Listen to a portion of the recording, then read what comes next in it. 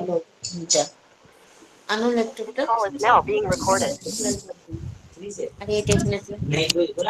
प्राची जी नमस्कार। नमस्कार ब्रदर। चलिए सब शुरू किया जाए। हाँ किशन ब्रदर, भैया शुरू करें। हाँ शुरू कर लो ब्रदर। जी, अपनी आंखें धीरे से बंद कर लीजिए, म्यूट पर कर लीजिए। सबसे निवेदन है कृपया म्यूट कर लीजिए कृपया।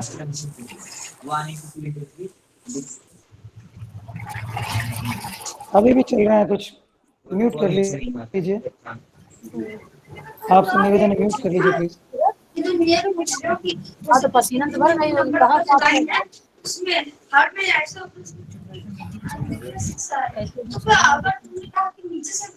अपनी आंखें धीरे से बंद कर लीजिए।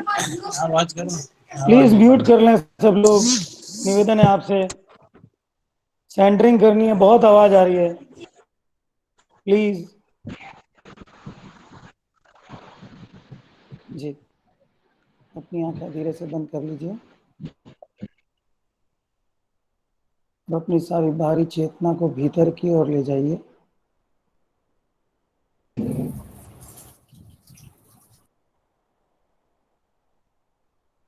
हम मालिक की याद में हैं।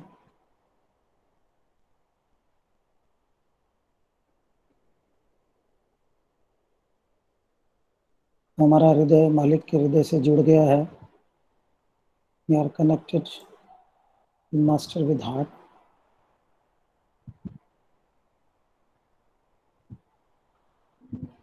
मालिक की उपस्थिति का आह्वान कीजिए।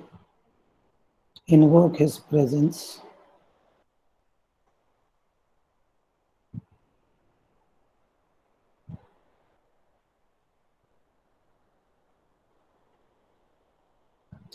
सभी participants heart to heart connected हैं।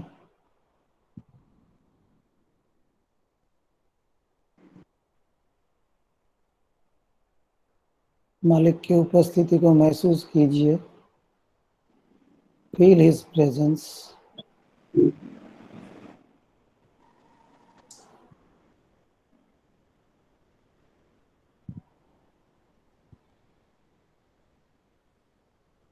मालिक से समझ और मार्गदर्शन के लिए प्रार्थना कीजिए। Pray to master for understanding.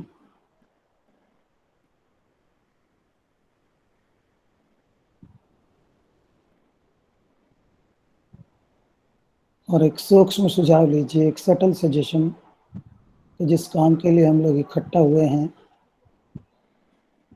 मालिक ने आज हमें मौका बख्शा है, इनायत है उनकी कि हम लोग सब इकट्ठा हुए हैं, वो काम सफल है।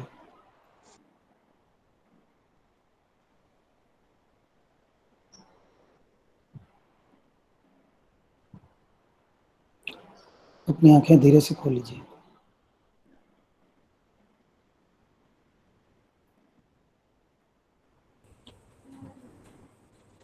फरीदाबाद से सिस्टर रानी जी थी, उन्होंने कहा था स्वीकार्यता पर काम करें एक प्रोग्राम करने के लिए। उम्मीद करता हूँ वो हैं अभी। तो देखिए मालिक का काम कि आज प्रोग्राम हो गया। One of my favourite subjects, acceptance. शुरुआत हुई थी, मैं नया नया अभ्यासी बना था और बहुत सारी समस्याओं से एक साथ गिर गया था। किताबी कीड़ा तो शुरू से था ही। तो मैंने किताब पढ़ी, ए.पी. दुरई साहब ने लिखा कि ध्यान करते हैं तो एक शाश्वत शांति में आप सागर में तैरता हुआ महसूस करेंगे। भैया ये सिस्टर पारुल दोषी, आप मीटिंग रिकॉर्ड क्यों कर रहे हैं? ऑलरेडी मीटिंग रिकॉर्ड हो रही है। ओहो, सिस्टर पारुल दोषी। अभी अभी हुआ? मुझे तो आता नहीं है, मैं तो ऐसे ही दबा रही। एक मिनट, अभी भी हो रहा है क्या? स्टॉप शेयरिंग कर दीजिए, स्टॉप शेयरिंग। या सॉरी। Okay, thank you. तो नया नया अभ्यासी था, किताब पढ़ने का बड़ा शौक था। ब्रदर आवाज थोड़ी कम आ रही है। कम आ रही है? हाँ अब ठीक है, अब ठीक है। हाँ ठीक है। नया नया अभ्यासी था, ए.पी. दुरई साहब की किताब पढ़ी। ध्यान करते ही आप शाश्वत शांति के सागर में तैरने लगेंगे कुछ समय से। मैं जानना चाहता था ये शांति कौन सी है। मैं तो बड़ी समस्याओं में गिर गया, रोजाना की परेशानी कुछ न कुछ। वो शांति गई कहाँ? मणप्पक्कम गया था पहली बार, बड़ा कम गया तो चार्य जी से तो किसी ने मिलना दिया नहीं था। तो मैं गेट पर जो लेटर बॉक्स था उसमें एक लंबी चौड़ी चिट्ठी छोड़ा है, साहब ये समस्या है, इस तरह से है जीवन में, समस्या ही समस्या है, उसके अलावा कुछ है ही नहीं। एक चिट्ठी छोड़ा है, उस वक्त 2013 की बात है। उस वक्त जवाब कमलेश जी देते थे। उन्होंने मुझे लिखा, और ये मेरे लिए जीवनदायिनी शब्द थे। उन्होंने लिखा कि जानकर प्रसन्नता है कि आप साधना के फलस्वरूप अपने आप में एक सकारात्मक परिवर्तन महसूस कर रहे हैं। आपने अपनी बात कहने के लिए अपनी समस्याओं शब्दों का उपयोग किया। प्रिय भाई, वास्तव में ये समस्याएं नहीं है, वरन साधना काल के सोपान मात्र हैं, जो लगन पूर्वक साधना करते रहने से अपने आप पार हो जाते हैं। देखिए कितनी सुंदर बात कही उन्होंने। मैंने दुनिया भर की समस्याएं उनको लिखी, ये प्रॉब्लम वो प्रॉब्लम, और बड़ी आसानी से उन्होंने कह दिया, प्रिय भाई वास्तव में ये समस्याएं नहीं, वरन साधना काल के सोपान मात्र है। These are only steps जिनको हमको क्रॉस करना है। और लगन पूर्वक साधना अभी भी करने आवाज से, कम आ रही है, दबी आवाज आ रही है। नेटवर्क इश्यू लगता है, मुझे लगता है। नहीं बिल्कुल, मतलब बहुत अच्छा नेटवर्क है मेरे पास। नहीं, मेरा नेटवर्क इश्यू हो सकता है। ओके, अब आ रही है आपको? अब आ रही है? माइक थोड़ा डिस्टेंस पे है माइक। चलिए मैं माइक छोड़ देता हूँ। अब आ रही है? हाँ, अब आ रही है आवाज जी। तो देखिए उन्होंने कहा कि साधना काल के सोपान मात्र हैं, जो लगन पूर्वक साधना करने से अपने आप पार हो जाते हैं। अपनी साधना इसी उत्साह, भक्ति, प्रेम एवं निष्ठा पूर्वक जारी रखें। तो मैं क्या सोच रहा था कि जिंदगी में समस्याएं हैं, ये साधना करने से मेरे साथ तो कुछ आराम होना चाहिए था, मुझे तो बड़ी शांति महसूस होनी चाहिए थी, और मेरे हिसाब से सारी समस्याएं गायब हो जानी चाहिए। लेकिन कुछ हुआ नहीं, ये उत्तर मिला। कुछ समय बाद, उसके बाद फिर समस्याएं कम नहीं हुई सर, कुछ भी कम नहीं हुआ। तुम्हारी एक लंबी चौड़ी मेल की मास्टर को, सिर्फ एक उत्तर आया जो मैंने ग्रुप में शेयर किया, कोड, एक्सेप्टेंस इज की टू एग्जिस्टेंस। स्वीकार्यता अस्तित्व की चाबी है।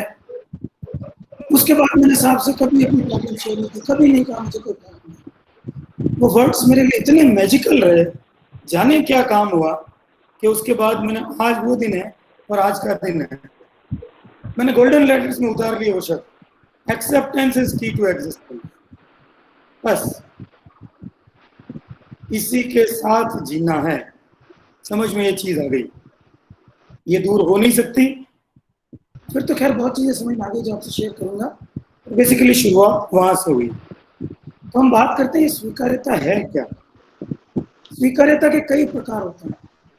बेसिकली वो बड़ी ग्रॉस लेवल की स्वीकार्यता होती है, ये होती है भाई कि मेरे नसीब में है ही यही, मेरे नसीब में ये लिखा है और होगा क्या, इसके अलावा कुछ हो नहीं सकता। ग्रॉस लेवल पर तो मैं उसको स्वीकार करता हूँ, मैंने करता नहीं हूँ, लेकिन मन में ये रहता है कि अब इसके अलावा होना ही क्या, मेरा नसीब ही खराब है। थोड़ा उससे ऊपर आते हैं तो अभ्यासी को लगता है कि नहीं, ये परेशानियां जो है ये पार्ट ऑफ माय लाइफ है, तो मुझे इनको एक्सेप्ट करना चाहिए, मुझे परेशानियों को स्वीकार करना चाहिए। ये कहीं ना कहीं समझ में आ जाता है कि ये मेरे अच्छे के लिए।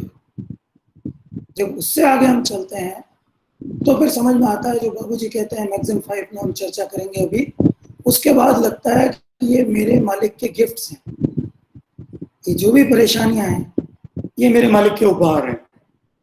उसमें मजा आने लगता है। मैगजीन 7 में बाबूजी लिखते हैं। और हाईएस्ट लेवल पर जैसा कि दादी कहते हैं, स्वीकार्यता का एहसास ही नहीं होना चाहिए। मेरे पास ये समय नहीं होना चाहिए हिसाब किताब का कि मुझे क्या दिया जा रहा है। ये हुई उच्चतम लेवल की स्वीकार्यता, जिसमें कि आपको कुछ पता नहीं लगता कि क्या है क्या नहीं है।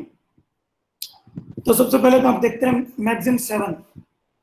मैगजीन 7 में बाबूजी क्या कहते हैं, नियम 7, नियम 5।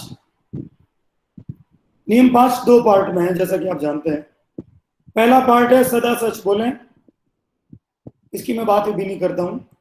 स्वीकार्यता के लिए है प्रत्येक कष्ट को ईश्वर की तरफ से अपनी भलाई के से समझें और धन्यवाद दें। तो हम इसके बारे में बात करेंगे। बाबूजी क्या कहते हैं? बाबूजी तो कहते हैं, सेकंड पार्ट में मैं लूंगा, अब भक्ति का रंग प्रारंभ होता है, जिससे भक्त को अपनी भक्ति का आभास होता है। ईश्वर की याद की छाप उसके मन पर पड़ने लगती है। प्रेमास्पद का सख्त व्यवहार भी प्रेमी को भाने लगता है। ध्यान दीजिए, प्रेमास्पद का सख्त व्यवहार भी प्रेमी को भाने लगता है और उसमें भी वही नरमी महसूस होने लगती है और प्यार टपकता है कि उसका मन प्रसन्न रहता है। जो झड़कियां उसे प्रेमास्पद से मिलती है वो भी बहुत भाने लगती है, उसमें भी प्रसन्नता मिलती है। देखिए आगे की स्टेज बता रहे हैं बाबूजी कि जब सख्त व्यवहार मेरे बिलावट का है, बस है तो है, उसकी मर्जी, उसमें मजा आने लगेगा। ये थोड़ी एडवांस स्टेज है, बताते हैं आगे अभ्यास इस स्टेज में आएगा तो क्या फील करेगा।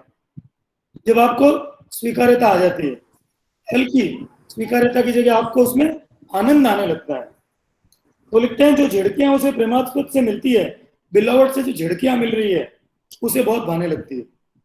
उल्टा हो जाता है, अभी तक मैं रोना रोता था, मेरे साथ ये प्रॉब्लम, मेरे साथ ये प्रॉब्लम, मेरे साथ ये प्रॉब्लम, और अभ्यास के एक स्तर पर आकर के होगा क्या, उसमें भी उसे प्रसन्नता मिलने लग जाएगी, मजा आने लगेगा, अ काइंड ऑफ जॉय।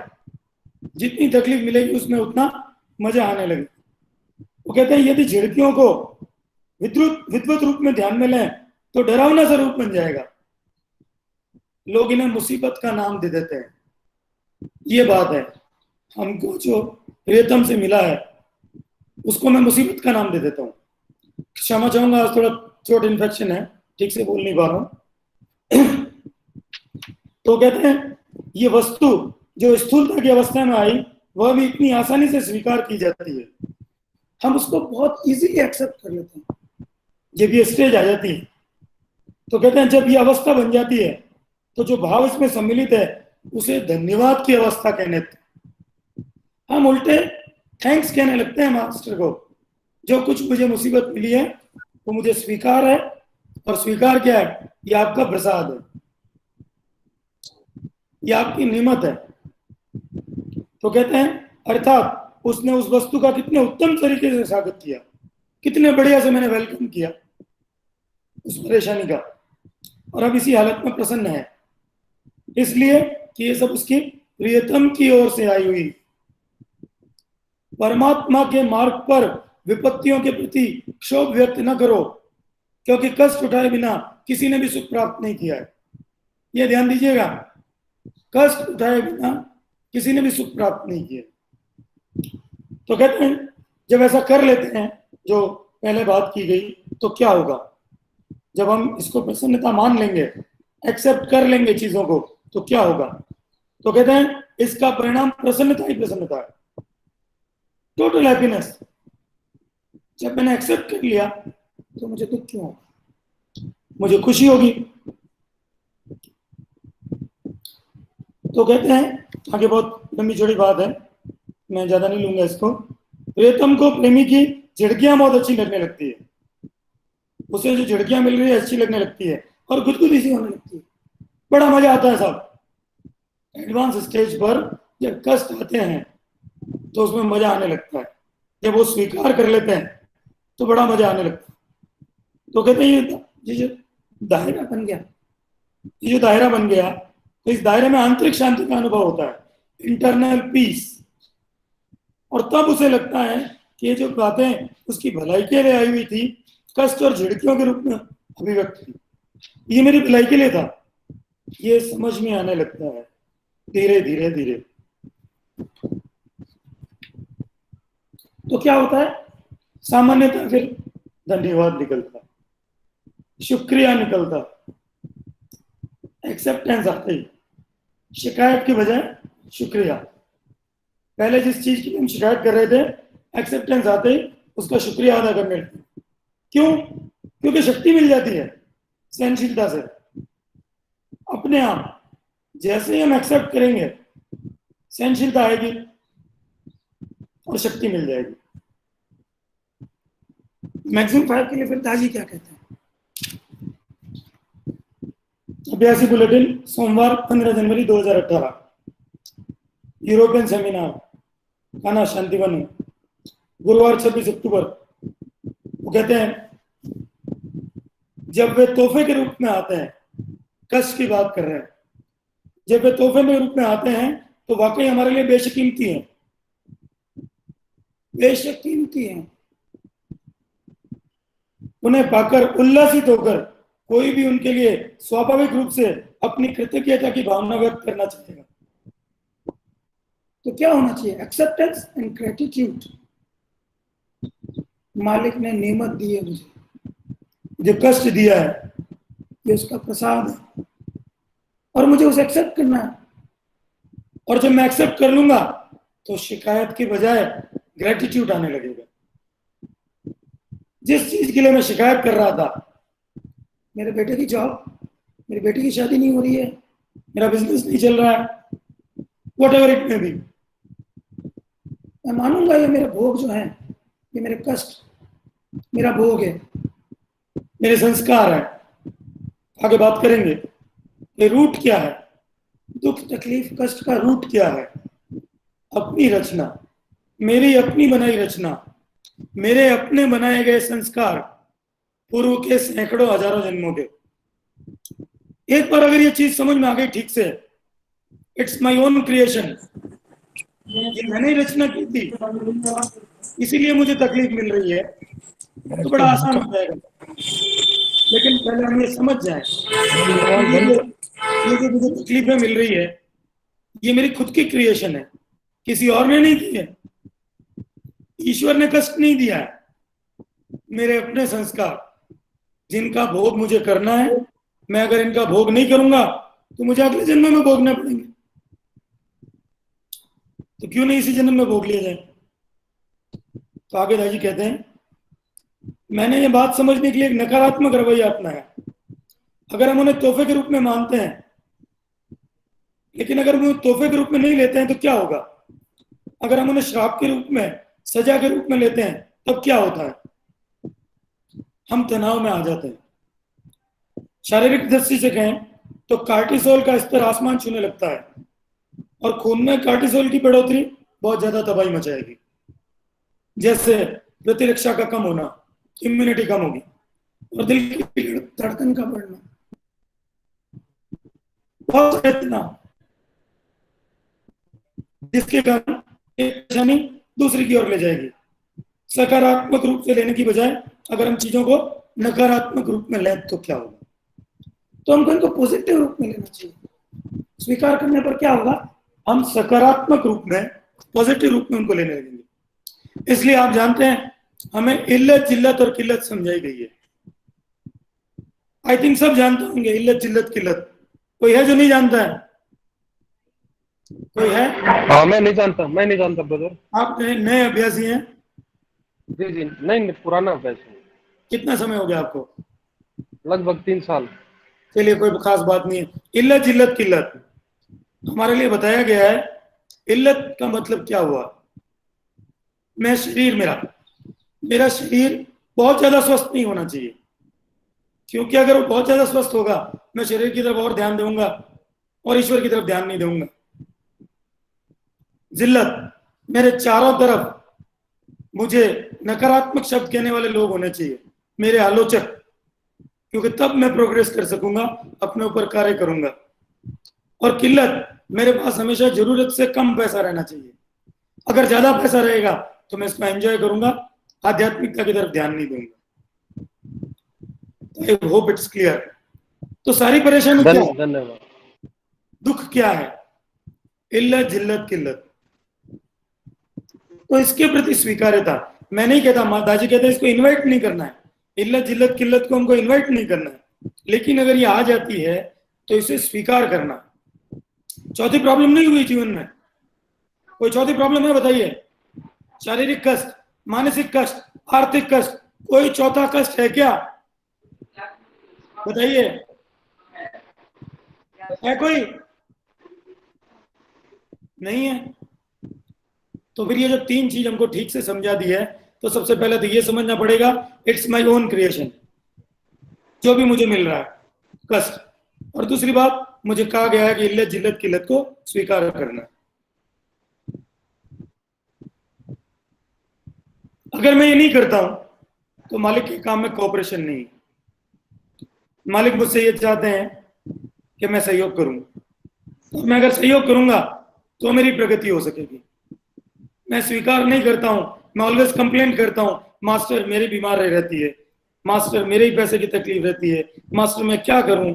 मैं अगर हर समय यही कहूंगा तो मैं कोऑपरेट नहीं कर रहा हूं, मैं ओबीडिएंट नहीं हूं,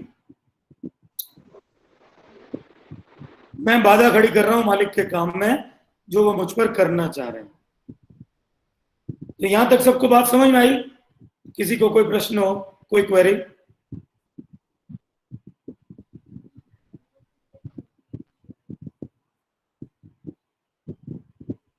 आगे चलें। आगे बढ़िए ब्रदर। जी, दाजी ने अभी पिछले दिनों अभ्यासियों को संबोधित करते हुए कहा था, प्रॉब्लम तो आएगी आएगी, एक प्रॉब्लम सॉल्व करोगे दूसरी आएगी, दूसरी करोगे तीसरी आएगी। प्रॉब्लम हमें मजबूत करती है, चिंता क्यों करना, मालिक साथ में है। हमने कई बार देखा होगा, जब सारे रास्ते बंद हो जाते हैं, अंधकार लगता है तो एक नया रास्ता खुलता है। मेरा अपना एक्सपीरियंस है, आई होप हम सभी का ही एक्सपीरियंस रहा होगा। तो इसलिए डिजाइनिंग डेस्टिनी में बहुत खूबसूरत बात कही है दाजी ने, मुझे बहुत अच्छी लगी लाइनें।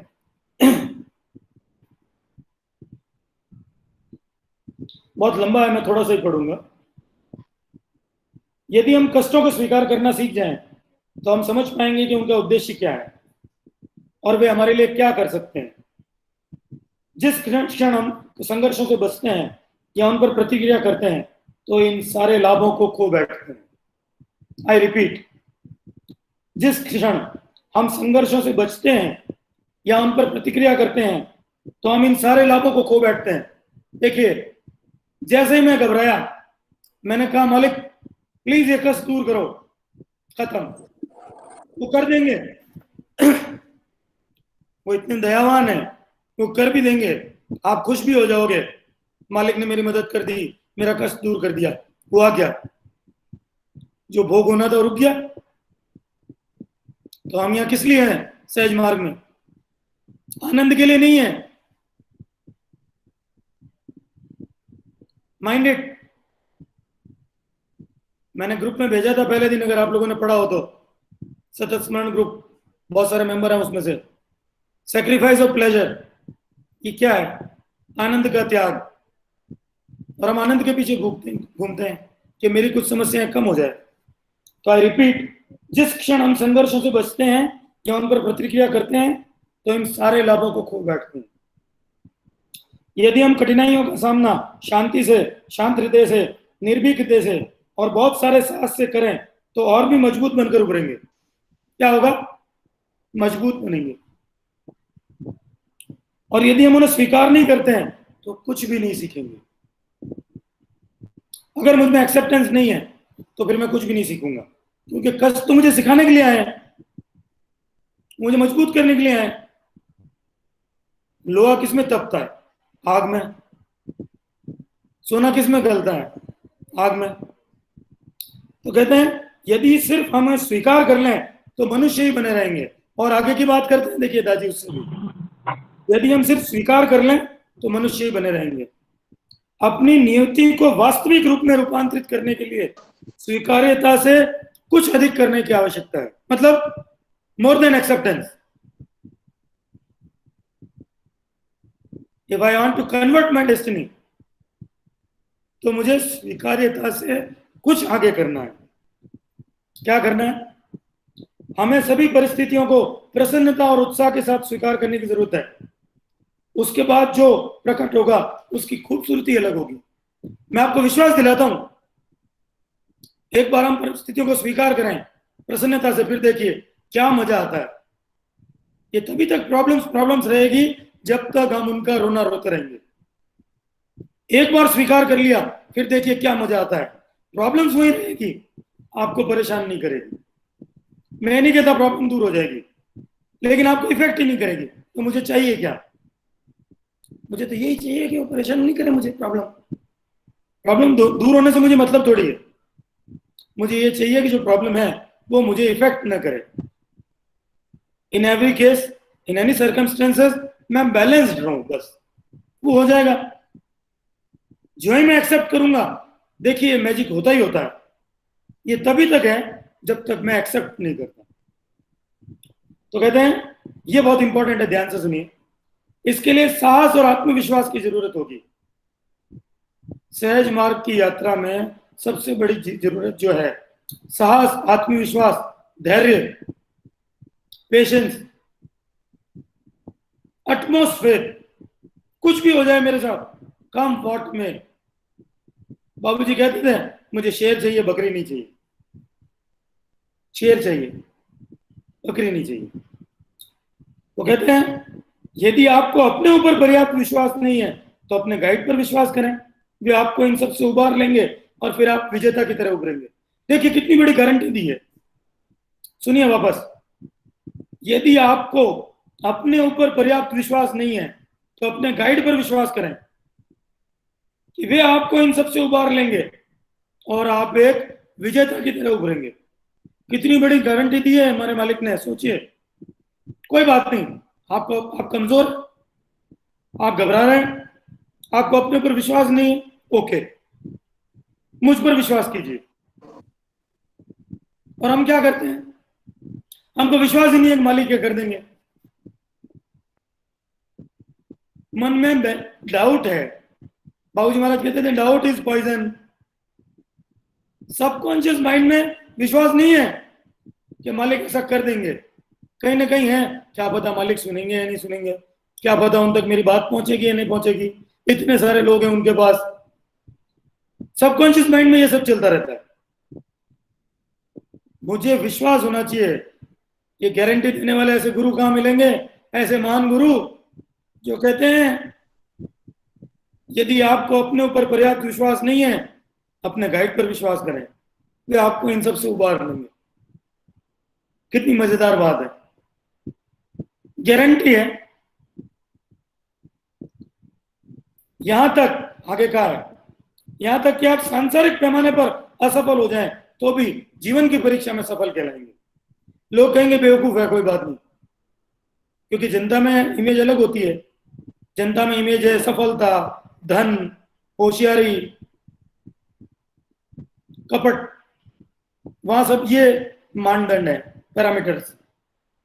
वहां पैरामीटर्स हमारे वाले नहीं है, सरल हृदय, क्षमा, ये सब नहीं है। तो कहते कोई बात नहीं, सांसारिक पैमाने पर असफल भी हो जाएं तो आप जीवन की परीक्षा में सफल कहलाएंगे। तो हमें और क्या चाहिए?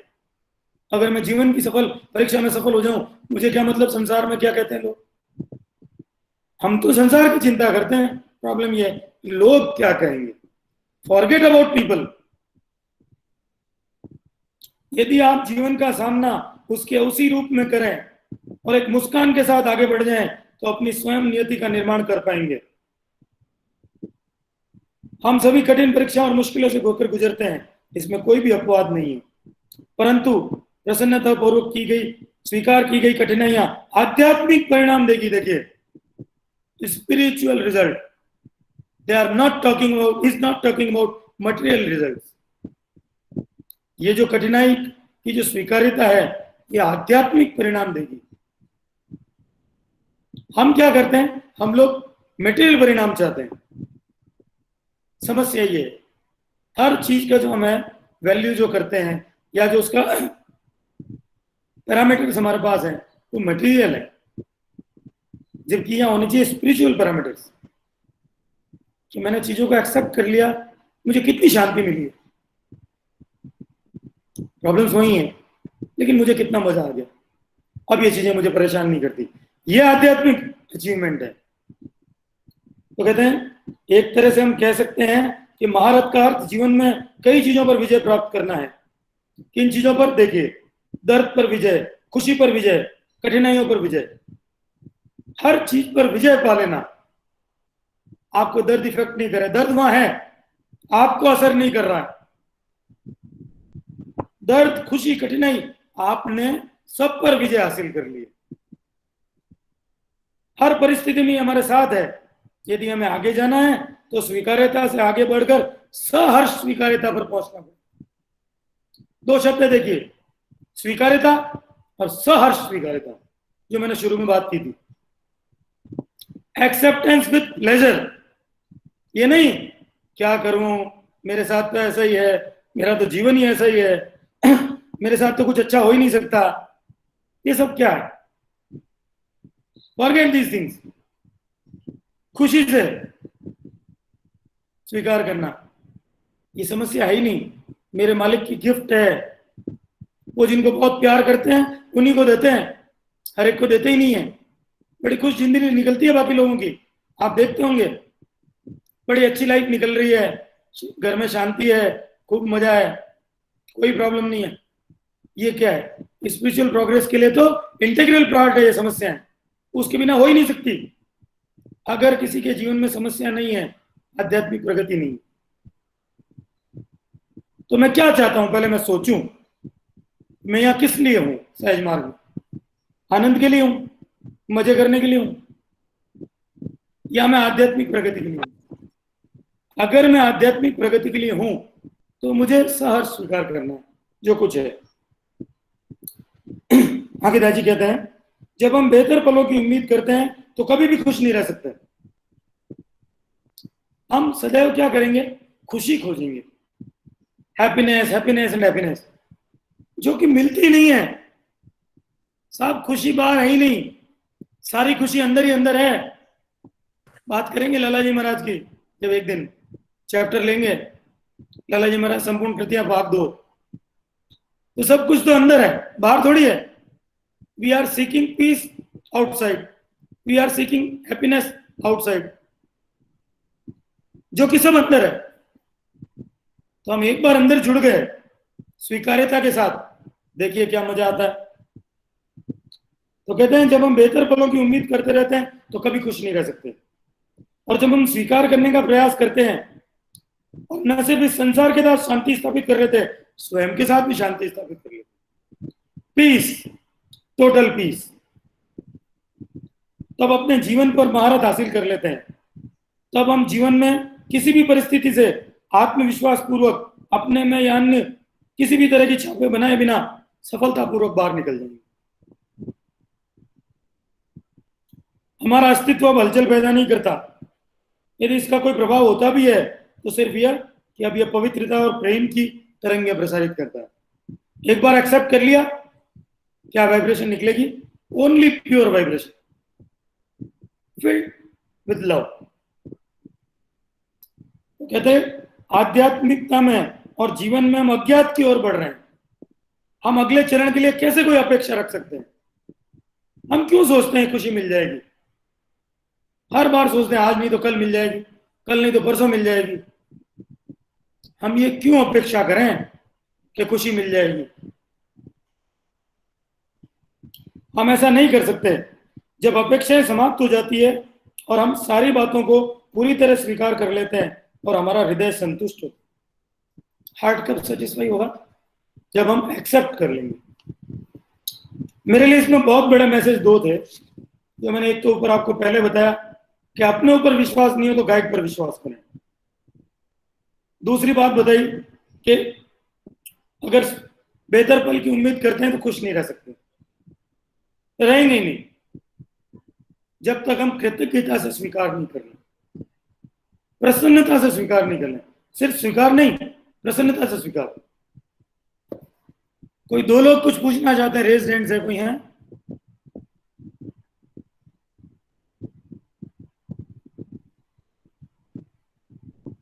कोई है पूछने वाला कुछ? सिस्टर रजनी एंड नीलम सिक्का। चलिए आगे चलते हैं। एक वार्ता है अत्यावश्यकता और स्वीकृति का पद, बहुत सुंदर वार्ता है, किसी दिन चर्चा करेंगे इस पर। उसमें 2 बातें की है, एक अत्यावश्यकता इमरजेंसी और दूसरी एक्सेप्टेंस। मैं एक्सेप्टेंस पर चलता हूं अंत में।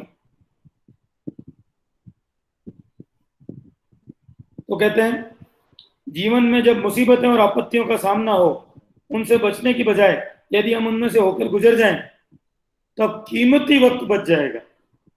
ये समझने वाली बात है। जब जीवन में मुसीबतें और आपत्तियों का सामना हो, उनसे बचने की बजाय यदि हम उनमें से होकर गुजर जाएं तब कीमती वक्त कुछ बचे। नहीं तो क्या होगा? प्रोसेस डिले हो जाएगा। समझने वाली बात है। अगर मैं स्वीकार नहीं करता एक्सेप्ट नहीं करता चीयरफुली तो टाइम लग जाएगा भोग निकलने में। समय कितना पता नहीं कितना, पता नहीं कितना। तो इसलिए करना क्या है, मुसीबतों और आपत्तियों का सामना हो तो बचने की बजाय उनसे गुजर जाए। जब तक बचने की कोशिश करेंगे तो समय बढ़ेगा, कीमती समय बढ़ेगा। तरीका यह है, चाहे हमारे अभ्यास में या जीवन में, समर्पण की अवस्था में अपना बेहतरीन करना जारी रखते हुए जिस अवस्था से हम छुटकारा पाना चाहते हैं उसे स्वीकार करें और उससे सुलह कर लें। आई रिपीट, तरीका यह है, चाहे हमारे अभ्यास में या जीवन में, समर्पण की अवस्था में अपना बेहतरीन जारी रखते हुए जिस अवस्था से हम छुटकारा पाना चाहते हैं उसे स्वीकार करें और उससे सुलह कर लें। हम क्या चाहते हैं, ये प्रॉब्लम से छुटकारा मिल जाए। यह बिल्कुल नहीं करना। करना क्या है, उससे सुलह कर लेना। ठीक है भैया, you are part of my life, अब मैं तुमसे छुटकारा पाना नहीं चाहता, मैं तुम्हें स्वीकार करना चाहता। स्वीकृति आराम की अवस्था में वापस जाने के बारे में नहीं है। वो कहते हैं आराम नहीं खोजना है। हमारी प्रॉब्लम क्या है, always we are looking for a comfort zone. हमें कंफर्ट जोन खोजते हैं, थोड़ा आराम मिल जाए, कहीं से खुशी खोजते हैं, हमेशा कुछ न कुछ आराम मिल जाए। तो वो यहाँ कहते हैं कि जिस अवस्था से हम छुटकारा पाना चाहते हैं उसे स्वीकार करें और उससे सुलह कर लें। स्वीकृति आराम की अवस्था में वापस जाने के बारे में नहीं है। वापस वहां नहीं जाना आराम पाने के लिए, यह स्वीकृति नहीं है। तो क्या है, बल्कि मन की ऐसी अवस्था पोषित करना जहां हमने बेचैनी और असुविधा की अवस्था से समझौता कर लिया है। हमने कॉम्प्रोमाइज कर लिया है। जो बेचैनी है, जो असुविधा है मेरे साथ, उससे मैंने कॉम्प्रोमाइज कर लिया है। अब मैं उसके साथ रहना चाहूंगा, यही मेरा जीवन है। मैं अब उससे छुटकारा पाने की प्रार्थना नहीं करता, मैं अब खुशी की तलाश नहीं करता, मैं अब कंफर्ट जोन की तलाश नहीं करता, मैं उसके साथ रहना चाहता हूं।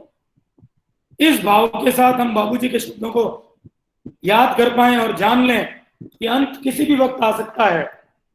तब संभावित है कि उच्चतम तेजी से पहुंचने के लिए हमें चाहे जिससे भी होकर गुजरना पड़े, उसके लिए और भी ज्यादा व्याकुल होंगे। वो कहते हैं अगर एक बार हम समझ जाएंगे तो क्या होगा, उच्चतम तेजी की तक अगर पहुंचना है तो चाहे जिस चीज से गुजरना है, कम वक्त में हम और भी ज्यादा व्याकुल होंगे। यह आगे के प्रयाण को प्रेरित करता है, यह आगे के प्रयाण को प्रेरित करता है, जहां हम ये बार बार पाते हैं, पहाड़ियां मुड़ती है, झरने खत्म होते हैं और ऐसा लगता है कि पगडंडी समाप्त हो रही है। घने जंगलों और खिले फूलों से होते हुए फिर एक गांव। तो कहते हैं ऐसी अवस्था की कल्पना करें जहां अत्यावश्यकता की भावना और स्वीकृति का भाव एक साथ हो, दोनों चीजें एक साथ। सेंस ऑफ इमरजेंसी, मालिकों ने बार बार कहा है हमारे, सेंस ऑफ इमरजेंसी। क्या पता कल क्या है, कल क्या हो जाए, आज ही। और स्वीकृति का भाव, यहीं कहीं बीच में जादुई समाधान, यहीं कहीं बीच में जादुई समाधान है। The magical solution is in between. किसके बीच, अत्यावश्यकता और स्वीकृति, इसी के बीच। आगे चलो, किसी को कुछ शेयर करना हो तो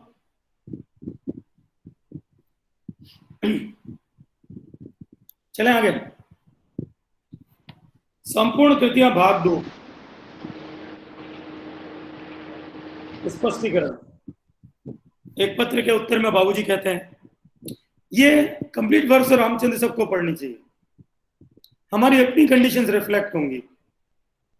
इसमें जो कुछ उत्तर दिए हैं वो हम सभी समस्याओं के उत्तर हैं, सब हमारी अपनी कंडीशन रिफ्लेक्ट करते हैं।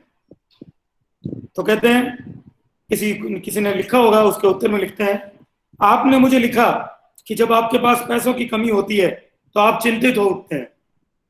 अवश्य यह कष्टदायक है, परंतु इसके भी दो पहलू हैं। बहुत सुंदर समझाया। बाबूजी शब्दों के जादूगर थे। उनकी आप ढंग से पढ़ेंगे ना किताबें, एक दिन बताएंगे बुक रीडिंग कैसे करनी है। एक सेशन इसी का लेंगे, हाउ टू रीड बुक्स। ये बुक्स ऐसे नहीं पढ़ी जाती नॉवेल की तरह, बैठ गए और पढ़ लिया, बीच में चाय भी पी ली, सीरियल भी चल रहा है, फोन भी आ गया, ऐसे नहीं होता। तो कहते हैं इसके भी दो पहलू हैं। एक यह कि ऐसी किसी अवस्था में आदमी उत्तेजित होकर उलझन में फंस जाए, और दूसरा वह जिसमें आदमी अधीनता के भाव से स्थिर और शांत बना रहे। आई रिपीट, एक तो यह अवस्था कि जिसमें आदमी उत्तेजित होकर उलझन में फंस जाए, और दूसरी वह जिसमें आदमी अधीनता के भाव से स्थिर और शांत बना रहे। दोनों ही अपनी कठिनाई दूर करने का प्रयत्न करते हैं, लेकिन दोनों के द्वारा अपनाए गए तरीकों में थोड़ा अंतर है। दोनों ही आदमी काम वो ही कर रहे हैं अपनी समस्या सुलझाने का। एक क्या कर रहा है स्थिर और शांति से, और दूसरा क्या कर रहा है विचलित है। उदाहरण के लिए बहुत सुंदर एग्जांपल दिया है।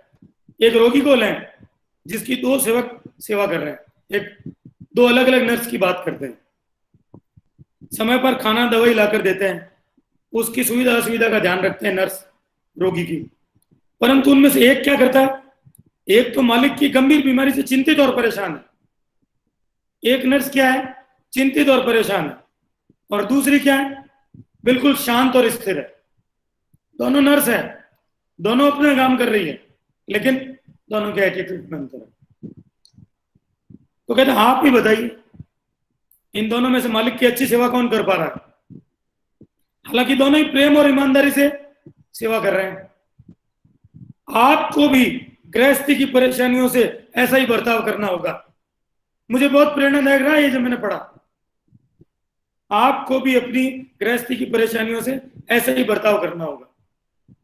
इन परेशानियों का सुलझाव तभी आप अच्छी तरह से कर सकेंगे जब आप स्वयं स्थिर और शांत होंगे। पहली शर्त तो यह है आप खुद पीसफुल होंगे तब लड़ पाएंगे। मैं दुखी होऊंगा तो क्या होगा साहब, ट्रांसमिशन भी काम नहीं करेगा। दादी कहते हैं दुखी होंगे, दुखी मन से बैठेंगे, ग्रेस ट्रांसमिशन भी काम नहीं करेगा, ट्रांसमिशन डिफ्लेक्ट हो जाएगा। Only Joy attracts grace. सिर्फ हर्ष, जॉय अट्रैक्ट्स ग्रेस। बाकी ट्रांसमिशन आएगा निकल जाएगा। जज्ब नहीं होगा, एब्जॉर्ब नहीं होगा। अगर आप स्थिर और शांत नहीं है, एटीट्यूड प्रेम का नहीं है, मन में कहीं ना कहीं परेशानी चल रही है, शिकायती स्वभाव है, मन दुखी है, ग्रेस नहीं लगेगी, नहीं लगेगी, आके चली जाएगी। तो कहते हैं इन परेशानियों का सुलझाव आप तभी अच्छी तरह से कर सकेंगे जब आप स्वयं स्थिर और शांत होंगे। इस प्रकार हमें अपना सारा काम ईश्वर की इच्छा के आगे झुकते हुए कर्तव्य की भावना से करना चाहिए।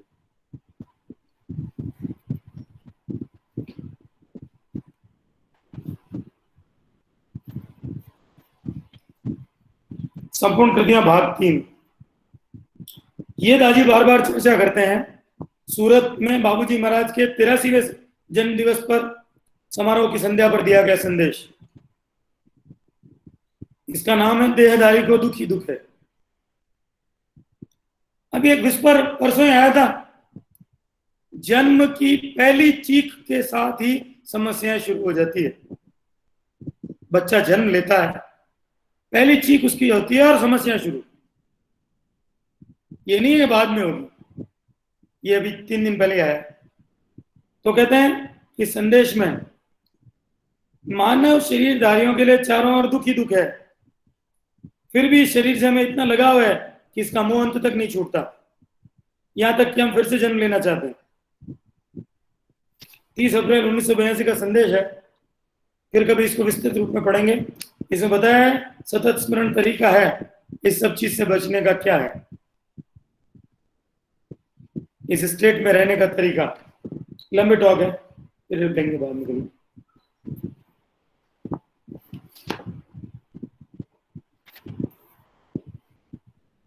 मकड़ी का जाला। मकड़ी के जाला के साथ 3 वॉल्यूम है। अगर कोई भी आदमी सहज मार्ग में खाली ये 3 किताबें बहुत अच्छी तरह से पढ़ ले, जो तरीका है पढ़ने का, काम बन जाएगा, सब कुछ समझ में आ जाएगा। 3 वॉल्यूम अगर मकड़ी के जाला के ठीक से पढ़ लीजिए।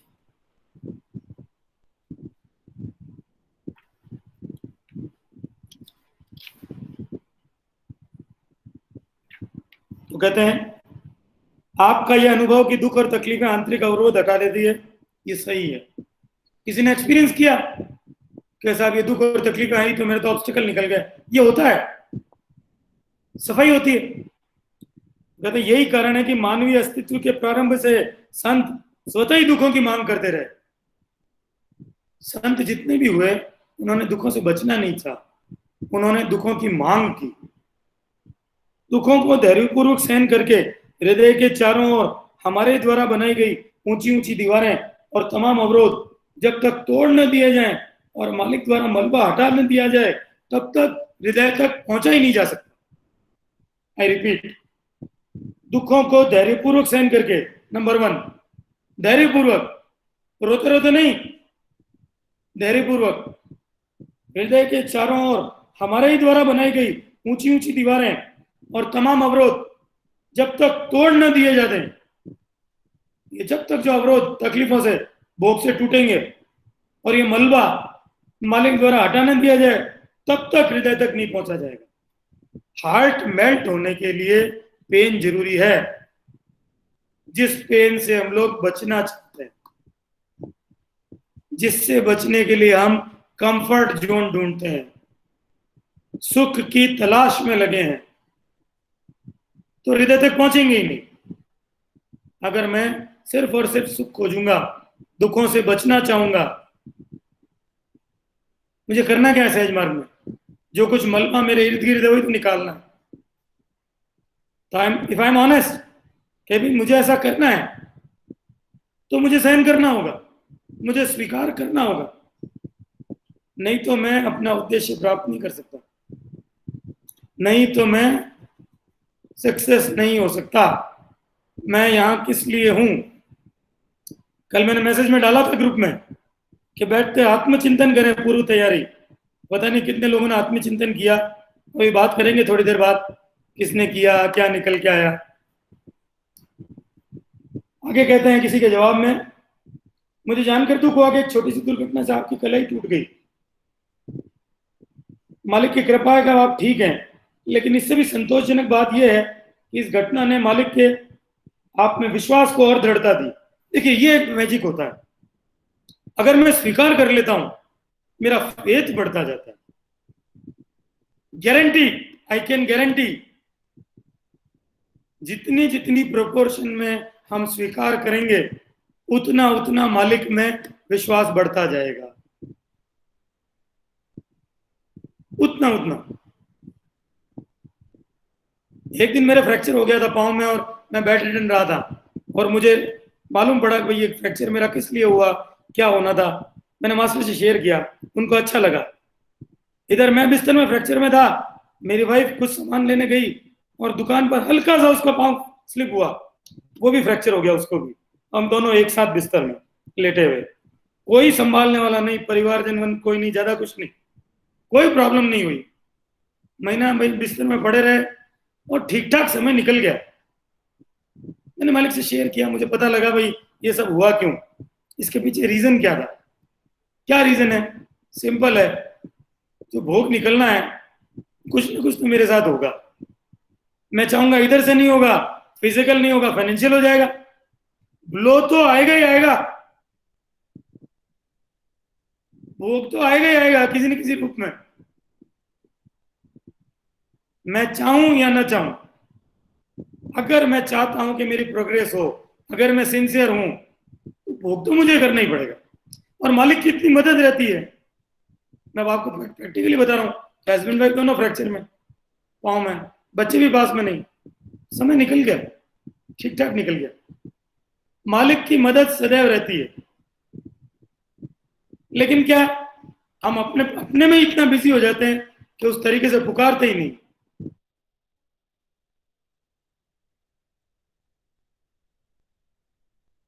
मैं निपट लूंगा, मैं ठीक कर लूंगा सब, मैं सब प्लान कर लूंगा, मेरे बिजनेस में लॉस हो रहा है, देखता हूं मैं थोड़ा बहुत मैं कुछ कर लूंगा। ये मैं हटा करके जब हम स्वीकार करके उन पर विश्वास करेंगे, उन पर डिपेंडेंस करेंगे, तब जाके मैजिक शुरू होता है। देखिए द्रौपदी का चीरहरण हो रहा था, अब चीरहरण शुरू हो गया, साहब कभी गाली दे रही है धृतराष्ट्र को, कभी गाली दे रही है दुशासन को, कभी दुर्योधन को, कभी कह रही है तात तुम ऐसे, कभी कहते भीष्म तुमने हस्तिनापुर की ये ली और तुम ऐसे, तुम सब अंधे हो गए हो।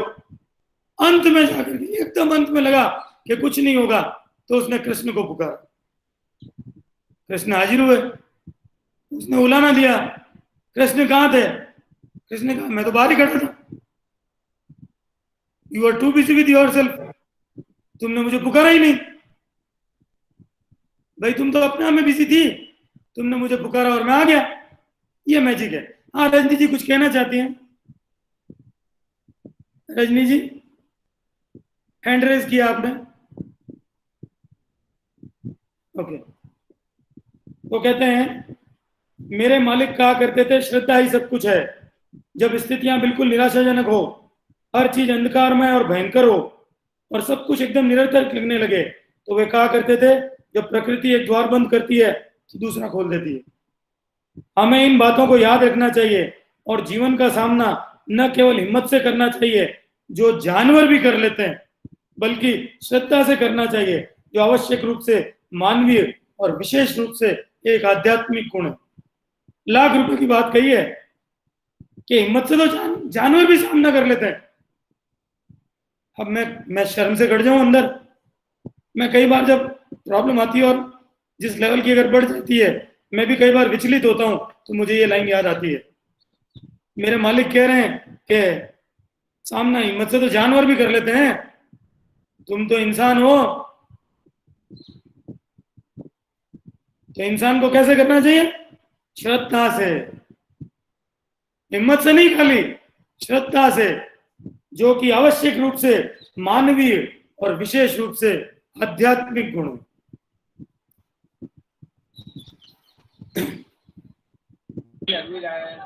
जी वो भी 40 होगा। और परवर प्लीज म्यूट कर दीजिए दुबे साहब, कौन बोल रहा है? प्लीज म्यूट कर दीजिए। बताता लेने देने का नहीं, प्लीज म्यूट कर दीजिए। तो 35 एक प्रश्न कहते हैं 35 में 2 लोग किया। जान कर चुक हुआ कि आपकी समस्याएं अभी भी बरकरार है, जो कि पिछले 30 वर्षों से चल रही है। मेरे स्वयं के मामले में भी एक बीमारी तब से बुरी तरह मेरे पीछे पड़ी है जब मैं 18 वर्ष का था। अब मैं 67 वर्ष का हूं। इसका अर्थ है यह आधी शताब्दी से मेरे साथ है। मेरे मालिक की शिक्षा और उनकी दिव्य सहायता से मैंने अपनी समस्या के साथ जीने की क्षमता विकसित कर ली है।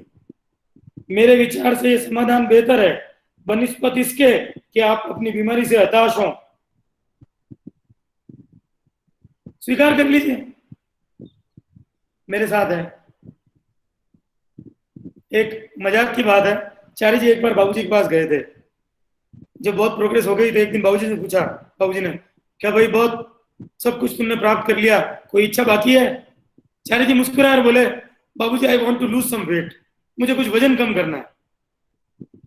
बाबूजी मजाक में बोले, छुआ छुआ ही रहेगा, हाथी हाथी ही रहेगा, ध्यान रखना। एक जगह कहते हैं, मैं आपको यकीन दिलाता हूं कि जब आप इन चीजों को स्वीकार करना शुरू कर देंगे तो मानो रहस्यमय ढंग से ये चीजें चली जाएगी। ध्यान दीजिएगा, मैं आपको यकीन दिलाता हूं कि जब आप इन चीजों को स्वीकार करना शुरू कर देंगे तो मानो रहस्यमय ढंग से ये चीजें चली जाएगी। मैं आपको सुझाव देता हूं कि इन समस्याओं को स्वीकार करें और ध्यान का अभ्यास इस विश्वास के साथ करें कि किसी दिन शायद जल्द ही आपको समस्याओं से कुछ राहत अवश्य मिलेगी। विश्वास के बिना किसी भी क्षेत्र में कुछ उपलब्ध नहीं किया जा सकता और आध्यात्मिक जीवन में भी यही एक सच्चाई है।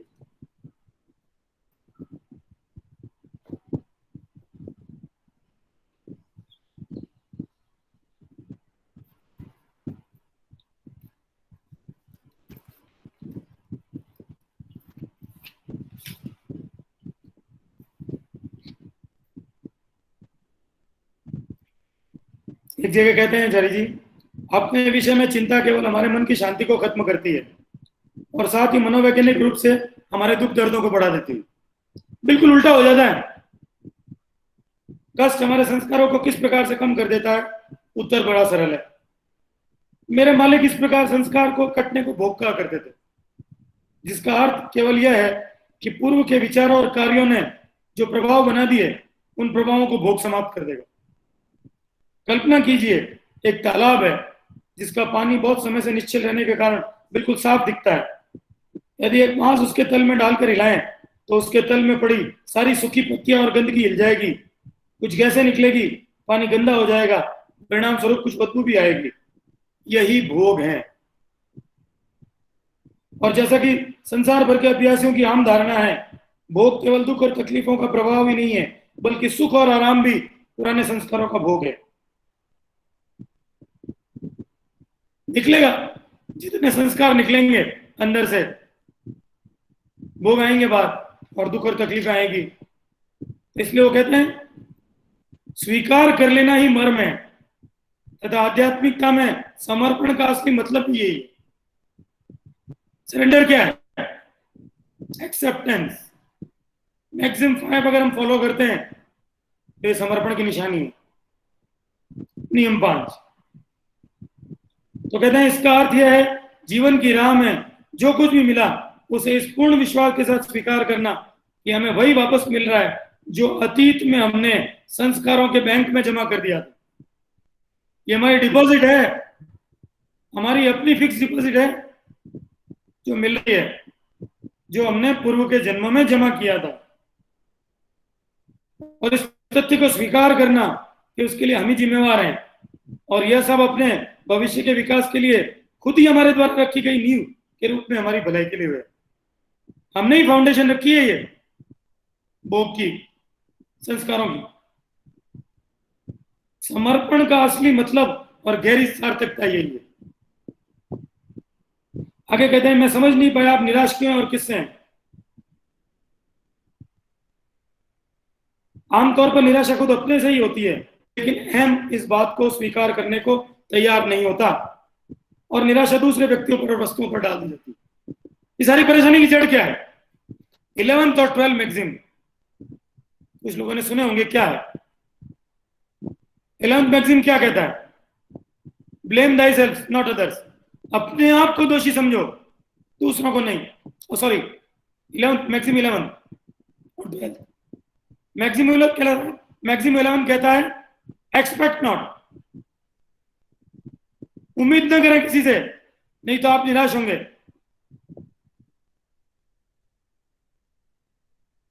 एक्सपेल भी डिसअप आप निराश हैं।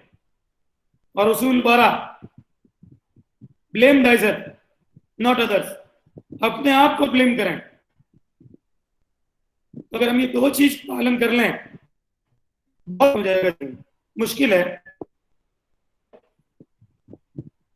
तो इसलिए यहां ये कहते हैं कि प्रॉब्लम अहंकार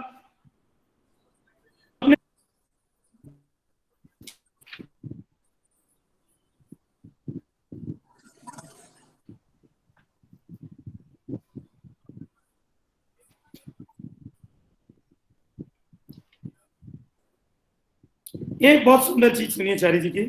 मैंने इस पूरे कोट को गोल्डन लेटर्स में उतारा है, मेरे साथ भी ये हुआ था। कहते हैं आपको निराशा को स्थान नहीं देना चाहिए, बल्कि प्रत्येक बात को मालिक की इच्छा मानकर स्वीकार करना चाहिए।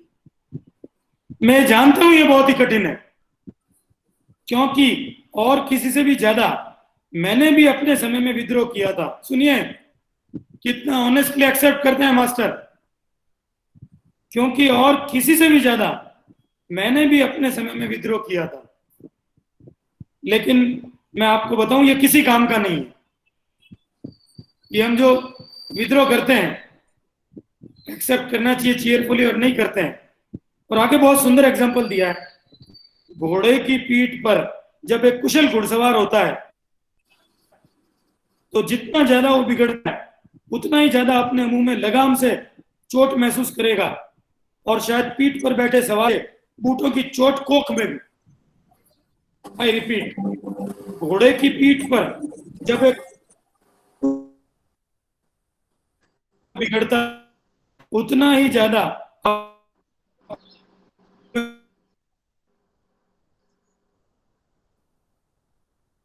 ब्रदर आवाज कट जा रही है। आवाज नहीं आ रही ब्रदर। जी जी आवाज नहीं आ रही है। अब नहीं आ रही है, आवाज नहीं आ रही। अब नहीं आ रही घोड़े है? की पीठ के बाद कुछ नहीं सुनाई दिया। अब सुनाई दे रहा है? नहीं, घोड़े की पीठ के बाद जो आपने पढ़ा अब आ रही है।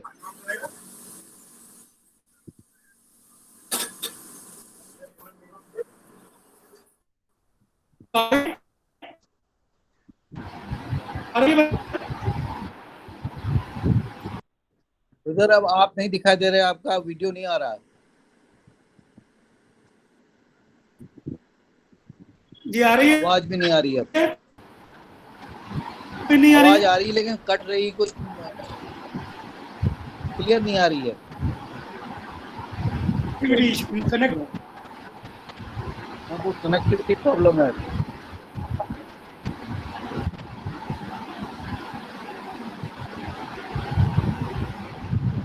कुछ डिस्टर्बेंस बहुत आ रहा है।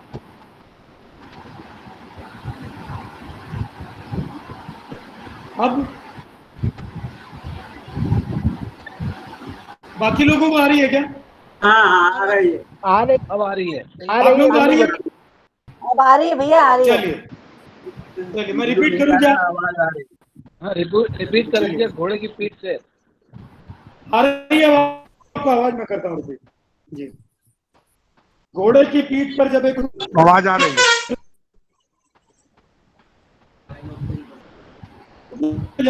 लगाम से चोट महसूस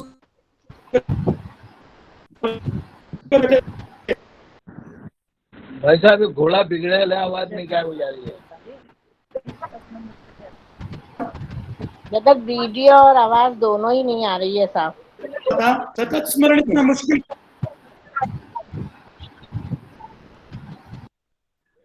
सर वीडियो और आवाज दोनों नहीं आ रही है।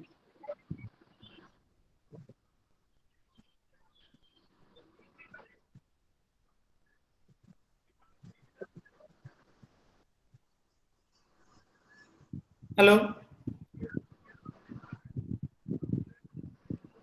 किसी को नहीं आ रही? अब ब्रदर आ रही है भाई साहब। सबको आएगी आवाज।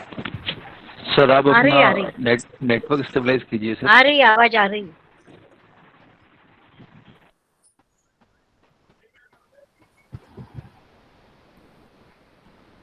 आवाज कहाँ आ रही है? आप बोल रही हैं कि आ रही है। नहीं, आवाज भी नहीं आ रही और वीडियो भी नहीं दिख रहा ब्रदर। वीडियो और आवाज दोनों नहीं आ रही।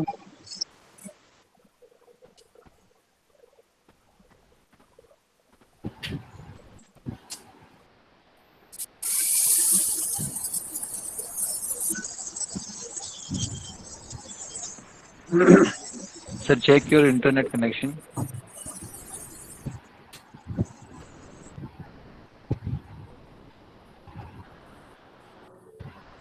हेलो,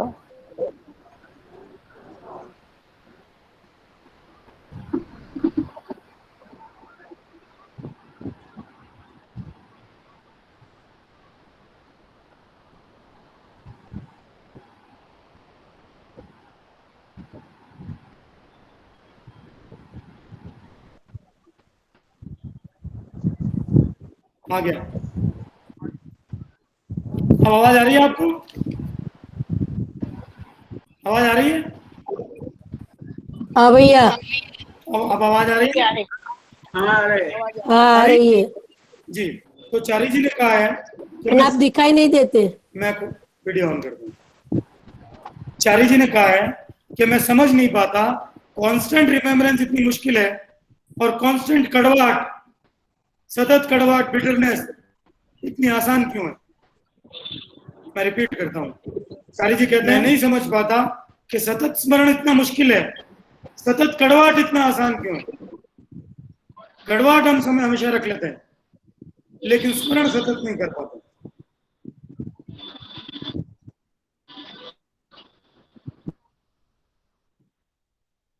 हम अपने को कमजोर समझकर हार क्यों मान लेते हैं? सवाल यह है, मालिक में विश्वास क्यों नहीं है? मैं कुछ विस्पर पढ़ता हूं।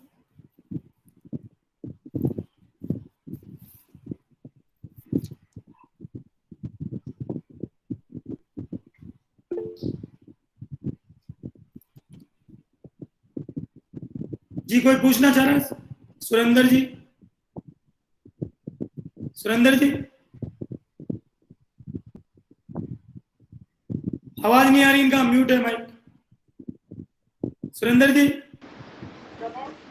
आवाज आ रही है? हाँ जी।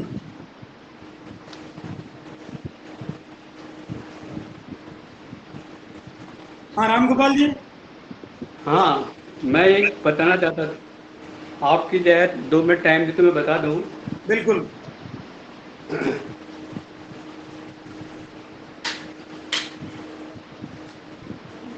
मैंने जो स्वीकारता का जो रहस्य पढ़ा है और सफाई का, उसके बारे में बताता हूँ। मुझे सहज मार्ग की सफाई का रहस्य समझ में आया कि ये अभ्यास जो सफाई की प्रक्रिया के रूप में हम करते हैं, इससे हमारे मन को इस बात के लिए तैयार करता है कि जब भी सही समझ आए उसे स्वीकार कर सकें। मैं फिर दोहराता हूँ, हमारी क्लीनिंग प्रोसेस जो है वो हमारे मन को इस तरह से तैयार करती है कि जब भी कोई सही समझ आए, राइट अंडरस्टैंडिंग हमारे में आए, तो उसको हम स्वीकार कर सकें, उसके लिए तैयार करती है। सफाई की प्रक्रिया के द्वारा हमारे पिछले सभी संस्कार मिट जाते हैं और जो मन को एक विशुद्ध साधन में परिवर्तित करता है, जिससे ध्यान के दौरान जो अनुभव होते हैं उन्हें स्वीकार कर पाते हैं।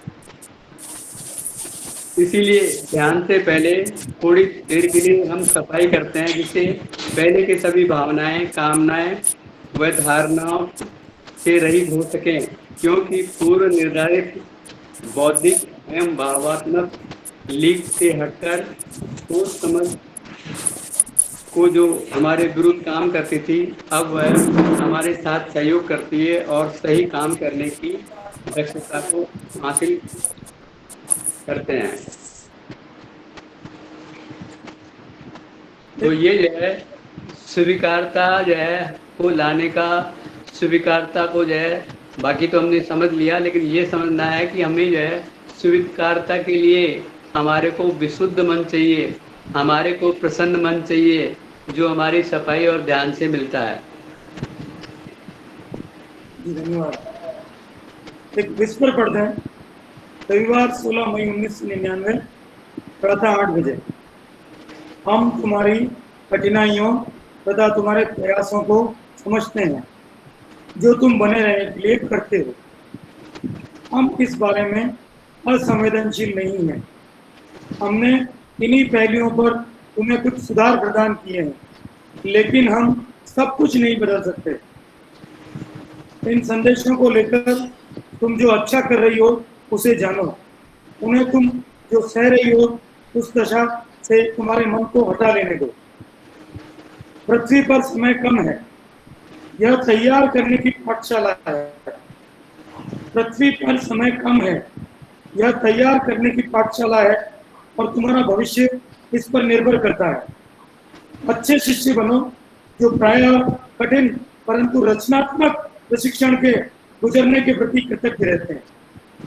अच्छे शिष्य बनो जो प्रायः कठिन परंतु रचनात्मक प्रशिक्षण से गुजरने के प्रति कृतज्ञ रहते हैं।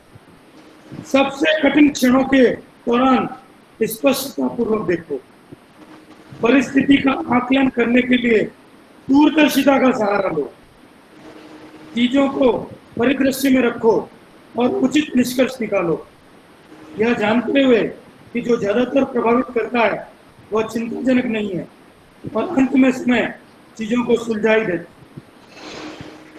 जो ज्यादातर प्रभावित करता है वह चिंताजनक नहीं है और अंतिम समय चीजों को सुलझा ही देता।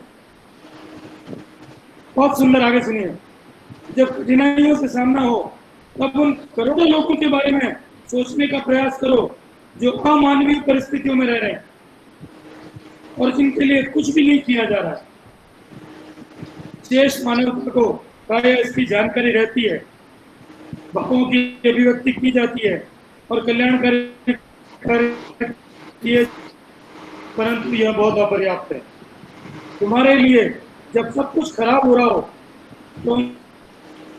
तो प्रयास करो जो विकट परिस्थितियों में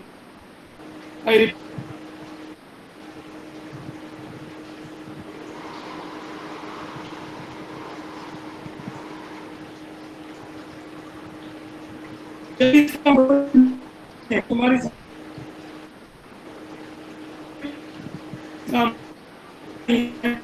तुम्हारी समस्याएं हल हो जाएगी, लेकिन तुम्हारे हृदय और विचारों की उदार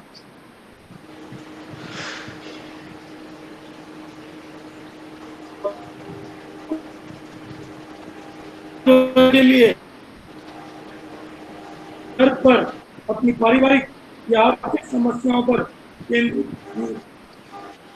क्या होता है।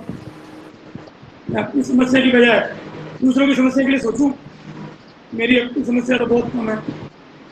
तो गीत याद आता है मुझे, दुनिया में कितना गम है, मेरा गम कितना। कुछ लोग हैं जूतों को रोकते, कुछ लोगों के पाँव नहीं होते। तो यही सोच के स्वीकार कर लें कि मेरे साथ तो सब कुछ फिर भी ठीक है, कुछ कमी प्रॉब्लम है।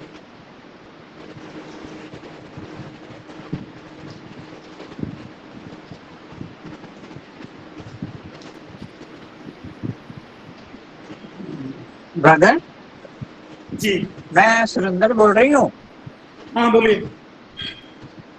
जो ये आप स्वीकार्यता के बारे में बता रहे हैं, ये तो ठीक है, बहुत हद तक हम लोग बहुत ट्राई करते हैं, मगर कभी कभी तो हम प्रोवोक ही हो जाते हैं, जो कि बाद में हम रियलाइज करते हैं। मगर sometimes we definitely do this mistake. और उसके लिए जो रामगोपाल भैया ने बताया कि भाई क्लीनिंग बहुत जरूरी, ज्यादा प्रॉपर भी की जाए तो हम इसमें ज्यादा बढ़ पाएंगे। तो बाकी ये स्वीकार्यता तो बहुत है, मगर कभी कभी दूसरा आदमी इस चीज का फायदा ही उठाता चला जाता है कि इसको तो जो मर्जी कहो, तो जैसे मर्जी ट्रीट करो, तो वो शी विल टॉलरेट इट। तो समटाइम्स अगला आपका अंत देखता है कि ये उसका फायदा उठाता है, तो कभी कभी इस मन से मन परेशान हो जाता है। तो इसका समाधान बताएंगे आप? और मैं आपको ये बात कहना चाह रही हूँ कि आज मेरा 85वां जन्मदिन है। बहुत बधाई आपको। तो मैं आप सबके ब्लेसिंग चाहती हूँ, ताकि मेरा जो रहता जीवन है ये आप सब प्रेयर करें कि मैं सारी चीजों को भुला के, यही मैंने आज संकल्प लिया है कि सारी भूल के मुझे आगे जाना ही है, बढ़ना ही है, अपनी इसमें मुझे अपनी प्रगति करनी ही है। और कोई मुझे आप टिप देना चाहे तो I will be so much thankful brother. आपके लिए बहुत शुभकामनाएं, और आपसे तो हम प्रेरणा लेते हैं। हाँ जी, प्रेरणा लेते हैं। आप जो है मालिक को अंदर से स्वीकार कर लो, वही समर्पण है। कि आपने मालिक को स्वीकार कर लिया, वही समर्पण हो गया। फिर आपको कोई जरूरत ही नहीं है कि मालिक आपके अंदर है। मालिक अब आप ही हो, तो आप ही कर रहे हो, आप ही मेरे हृदय में हो। दूसरे क्या कहें उससे कोई मतलब नहीं है हमको। हमारे तो जो वो अंदर कहेगा कि ये करना, वही करें बस, इससे ज्यादा कुछ नहीं है। शुक्रवार 2 अप्रैल 1999, शुक्रवार कभी कभी दूसरा आदमी उसका फायदा उठा के और भी तरीके अपनाता है कि देखो मतलब इसको तंग करने का और क्या तरीका हो सकता है। तो फिर आप कभी कभी हार जाते हो यहाँ। ये लीजिए हमारे भोग है, बस ये भी नहीं और कुछ नहीं। हाँ, संस्कार उसका भोग है। शुक्रवार 2 अप्रैल 1999 प्रातः 8 बजे। जीवन कभी कभी कठिन रास्तों पर होने वाली एक लंबी यात्रा है। विश्वास तुम्हारे कदमों को राह दिखाने के लिए सबसे अच्छा मार्गदर्शक होगा। कुछ निश्चित परिस्थितियों में सही दिशा लेना बेहद आवश्यक होता है। यह तो अपने हृदय की गहराइयां हैं, आंतरिक खामोशियां हैं जहां तुम्हें अपने उत्तर प्राप्त होंगे। तुम्हारा जीवन पथ सैद्धांतिक रूप से निर्धारित है, लेकिन यह हो सकता है कि तुम्हें एक के बजाय किसी दूसरे मार्ग पर चलने का चयन करना पड़े। तुम्हारे पास अपनी स्वेच्छा है, इसलिए यह तुम्हारा स्वयं से आमना सामना तुम्हें आलोकित कर सकता है और यह तुम्हें उस ओर ले जा सकता है जहां तुम्हें जाना चाहिए। हमेशा अपनी आत्मा के समान रहो, तुम अपना जीवन हल्का बना लोगे। सुरेंद्र जी, आपके लिए विस्पर। सुरेंद्र जी, हाँ जी, ये विस्पर आपके लिए था, सुना आपने? ओके, फिर से बताइए शॉर्ट में। जी, यह तो अपने हृदय की गहराइयां हैं, आंतरिक खामोशियां हैं जहां तुम्हें अपने उत्तर प्राप्त होंगे। तुम्हारा जीवन पथ एक सैद्धांतिक रूप से निर्धारित है, लेकिन यह हो सकता है कि तुम्हें एक के बजाय किसी दूसरे मार्ग पर चलने का चयन करना पड़े। तुम्हारे पास अपनी स्वेच्छा है, इसलिए तुम्हारा स्वयं से आमना सामना तुम्हें आलोकित कर सकता है और तुम्हें उस ओर ले जा सकता है जहां तुम्हें जाना चाहिए। हमेशा हर समय अपनी अंतरात्मा के समान रहो, तुम अपना जीवन हल्का बना लोगी। तुम अपना जीवन हल्का बना लोगे। ठीक है ब्रदर, बिल्कुल ठीक कहा। जी, यस, प्रॉब्लम क्या आती है, हमने अपने आप को क्या कर्ता मान लिया।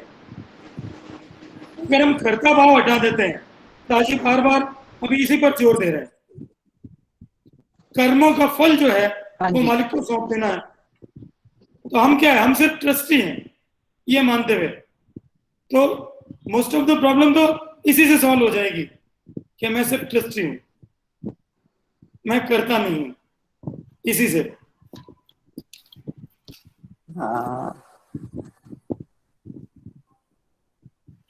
अगर at the spur of the moment कभी हम गलती कर ही बैठते हैं, मुंह से जवाब निकल ही जाता है। कोई बात नहीं, कभी कभी हो जाता है, मालिक हाँ से जी, क्षमा मांग सकते हैं हम, होता है ये तो। 11 अप्रैल 1999 प्रातः 8 बजे, तुम्हारी परीक्षाएं उसी अनुपात में होती है जितनी सहन शक्ति हम तुम्हें उन्हें सहन करने के लिए देते हैं। Wonderful, wonderful.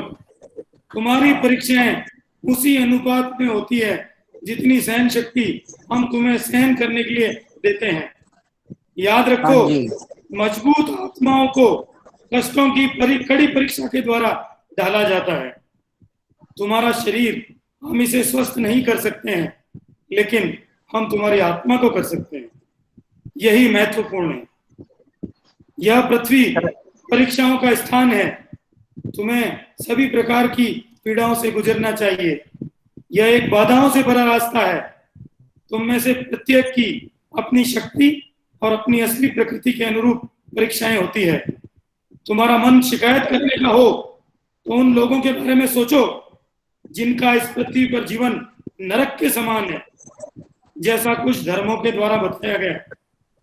तो अत्यंत बुरे के बारे में सोचकर तुम थोड़ा ज्यादा खुश हो जाओगे। देखिए कितनी अच्छी बातें कही है। सबसे पहली बात, ये जितनी सहन शक्ति मिलेगी, जितने कष्ट मिलेंगे उतनी सहन शक्ति मिलेगी। मैंने एक बार एक जगह पढ़ा था, बाबूजी ने कहा कि मैं समस्याएं तो कम नहीं करूं, लेकिन सहनशीलता बढ़ा। तो उस दिन के बाद मेरी प्रेयर ही बदल गई। मैंने कहा मालिक कोई बात नहीं, मेरे कष्ट कम मत करो, मेरी सहनशीलता बढ़ाओ, कष्ट कम मत करो, लेकिन मैं जो रिएक्शन करता हूँ, प्रतिक्रिया करता हूँ, ये बंद कर दूं, इसलिए मुझ पर कृपा करो, मेरी सहनशीलता बढ़ो। आगे कहते हैं कि जब प्रॉब्लम होने लगे तो क्या करो, अत्यंत बुरे के बारे में सोचो। ऐसे लोगों के बारे में सोचो जिनका जीवन पृथ्वी पर नरक के समान है। हम क्या करते हैं, हम ऊपर वालों को देखते हैं और उस कारण से हम दुख पाते हैं। अधिकांश तो यही है कि हम ऊपर वालों को देखते हैं, ऊपर वालों को देख कर ये सोचते हैं कि मेरे साथ तो प्रॉब्लम है। अगर हम ये ना करें तो कितना आराम हो जाए। हम उन लोगों को देखें जिनका जीवन नरक के समान है, बड़ा आराम हो। चलिए साहब, वैसे बहुत लंबा हो जाएगा, मैं और समय नहीं लूंगा। कोई कुछ शेयर करना चाहे, किसी ने कोई आत्मचिंतन किया हो, मैंने मैसेज में डाला था कि इस सेशन से पहले कुछ लोग आत्मचिंतन करें, स्वीकार्यता पर क्या एटीट्यूड है, अगर किसी ने किया हो तो शेयर करें। नमस्ते ब्रदर, नमस्ते Deepa ji, nice to see you. Same, thank you brother, thank you very much. बहुत अच्छा सेशन जा रहा है, सो मच टू लर्न। तो ब्रदर, आपने बोला कि द साइंस ऑफ एक्सेप्टेंस, हम एक्सेप्ट करते हैं, उसका क्या एटीट्यूड है कि हम कंप्लेन नहीं करते हैं, हम पेशेंस डेवलप करते हैं, हम टॉलरेंस रखते हैं, सहनशीलता रखते हैं, और ये सब के लिए प्रे करते हैं मास्टर को। मेरा क्वेश्चन ये है कि अगर हम नॉन एक्सेप्टेंस के मोड में हैं, सपोज कोई सिचुएशन है जो हाँ हम गो थ्रू कर रहे हैं, शांत हैं, चुप हैं, लेकिन अंदर से फिर भी उदासी है, और हम यही सोच रहे हैं कि हाँ ठीक है, ये भोग है, मेरे हिस्से में आने ही वाला था तो मैं सह लूंगी, लेकिन फिर भी एक कहीं ना कहीं अंदर से उदासी है अगर, और मैं वो प्रॉब्लम से भागने के लिए, अवॉइड करने के लिए कुछ और चीजें, जैसे फॉर एग्जांपल सिनेमा देखने चले गए या कुछ कर दिया, मतलब दिमाग में नहीं आए वो प्रॉब्लम, मुझे कॉन्टेम्पलेट नहीं करना है कि क्या सीखना चाहिए ये सिचुएशन में से, और मैं भाग जाती हूँ वो प्रॉब्लम से दूर, तो क्या इसे हम नॉन एक्सेप्टेंस कहेंगे? जी हाँ, कहेंगे। नॉन एक्सेप्टेंस तो नहीं कहेंगे। मैंने शुरू में जो स्वीकार्यता के स्तर बताए थे एक्सेप्टेंस के, कि पहले तो मैं ये मानता हूँ कि मेरी किस्मत में ऐसा था, फिर मैं ये मानता हूँ कि नहीं, मेरे मालिक कह रहे थे मुझे स्वीकार करना चाहिए, फिर तीसरी स्टेज कि नहीं, मुझे एक्सेप्टेंस विद प्लेजर, खुशी से स्वीकार करना है, वो स्टेज आनी चाहिए। वहाँ उसके लिए सिर्फ हमारा अभ्यास काम आएगा और प्रेयर, राइट? बाकी तो हम खुद को फोर्स नहीं कर सकते हैं। कर सकते हैं, that is called will power, that force is called will power. Okay, मेरा एक्सपीरियंस है ब्रदर, वो करने से है ना, मेरे में वो क्या बोलते हैं बिटरनेस आ जाती है। तो मालिक को सबमिट कर दीजिए, फिर मालिक को सबमिट कीजिए, प्रार्थना कीजिए, लास्ट रिसोर्ट अपने पास देखिए प्रार्थना। अगर कुछ भी नहीं हो रहा है तो फिर प्रार्थना है। Okay brother, thank you so much. सुनिए दीपा जी, एक प्रॉब्लम है, हमें नेगेटिविटी हटानी है। आप डाउट कर रहे हो, आप जैसे ये विचार लेते हो, आपके मन में ऑलरेडी बिटरनेस आ जाती है कि मैं ऐसा करूंगी तो बिटरनेस आ जाएगी। इसको हटाना है। आपको ये मान के चलना है, आपको इमेजिन कर लेना है कि ये हो चुका है, ठीक। ओके, हमको सोचना नहीं है क्या होगा। हम क्या करते हैं, सबकॉन्शियस माइंड है ना, उसको सिग्नल दे देते हैं कि मैं अगर ऐसा करूंगी तो ऐसा हो जाएगा। तो उसको वॉश कीजिए सबसे पहले। पॉजिटिविटी ला करके, मालिक में फेथ करके फिर काम कीजिए। जब तक ये है कि बिटरनेस आ जाएगी, तब तक आपको मालिक में फेथ नहीं है। ओके, देखिए आपने मुझसे शेयर किया था कि हांगकांग की आपकी शिफ्टिंग में प्रॉब्लम आई थी जी। अपनी बात कितने दिन पहले, 10 दिन पहले? हाँ, 10 दिन पहले मैंने अपना मकान बेचा, मैं मुझे शिफ्टिंग करनी थी। अभी मैं शिफ्टिंग में लगा हुआ हूँ, right now I am talking with you. मेरा घर बिखरा हुआ पड़ा है, एक कोने में बैठा हूँ, सब कुछ करा दिया मालिक ने, इम्पॉसिबल काम करा दिया। सारे लोग आ गए, सारा काम हो गया। जो कि मुझे लग रहा था कि इतने सारे लोग कैसे आएंगे, काम कैसे होगा, कम से कम 10 लोग 10 टाइप के आएंगे, एक्वागार्ड वाला, एसी वाला, ये वो। मेरे मन में नेगेटिविटी आ गई कि 2 दिन में सारा काम कैसे होगा। सब कुछ हो गया, जैसे ही मैंने सोचा मुझे नहीं करना, वो कर रहे हैं, मैंने नेगेटिविटी हटाई, सारा काम हो गया। अभी काम चल रहा है, मैं आप लोगों से बात कर रहा हूँ। ये मैजिक है। जी जी जी, मैं समझ गई। सारा बिखरा हुआ कपड़ा पड़ा, मैं एक कोने में आपसे बात कर रहा हूँ। ओके, थैंक यू ब्रदर, मैं समझ गई। मतलब पहले से नहीं सोच के रखना है कि मैं विल पावर यूज करूंगी तो बेटर नहीं। You are breeding a poisonous tree inside you. जी जी जी जी, मैं समझ गई। Okay, okay. I got your point, brother. मैं work करूँगी YouTube पे. I will give you the feedback after I work on this. जी मैं Thank you, बोलना sir. Thank you, चाहूंगा, brother. जैन ठीक है साहब मेरी आवाज आ रही है? बोलिए बोलिए, नमस्कार जी, आ रही है बिल्कुल। नमस्कार। हाँ, ये मैंने चिंतन किया, जब इस फर्स्ट कोरोना की लहर आई तब हमारे घर में सभी लोग कोरोना से पीड़ित हो गए और बहुत ही इस तरह की स्थिति हो गई कि मैं दीपावली के दिन हॉस्पिटल में एडमिट था। और जब ये स्थिति हो गई कि बिल्कुल अनिश्चा भाव डेवलप हो गया, एक दयनीय स्थिति जो होती है, मालिक को भी कोसने लगा, सब कुछ हो गया कि इतना ध्यान करते हैं, इतना कुछ करते हैं, पूरे परिवार ही हो गया, अब क्या होगा, मुंह की अंतिम सीमा तक आ गई। फिर मैंने रिसेप्टर से बात की तो उन्होंने कहा कि आप उस मालिक से ऑस्मोसिस में रहो, और नेक्स्ट डे मालिक का ध्यान था तो उसके मालिक के साथ में ध्यान करो।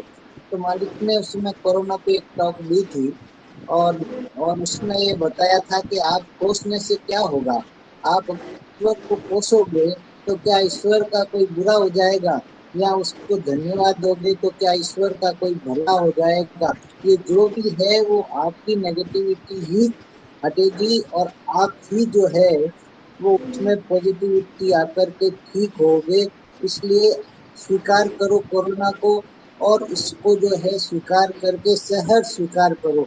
उसी समय जो मेरी शुगर लेवल बढ़ गया था स्टीरॉइड्स वगैरह देने से, और बहुत ही विकट स्थिति आ रही थी, ऐसा हो रहा था जैसे मरणासन ही था और मृत्यु सामने दिख रही थी।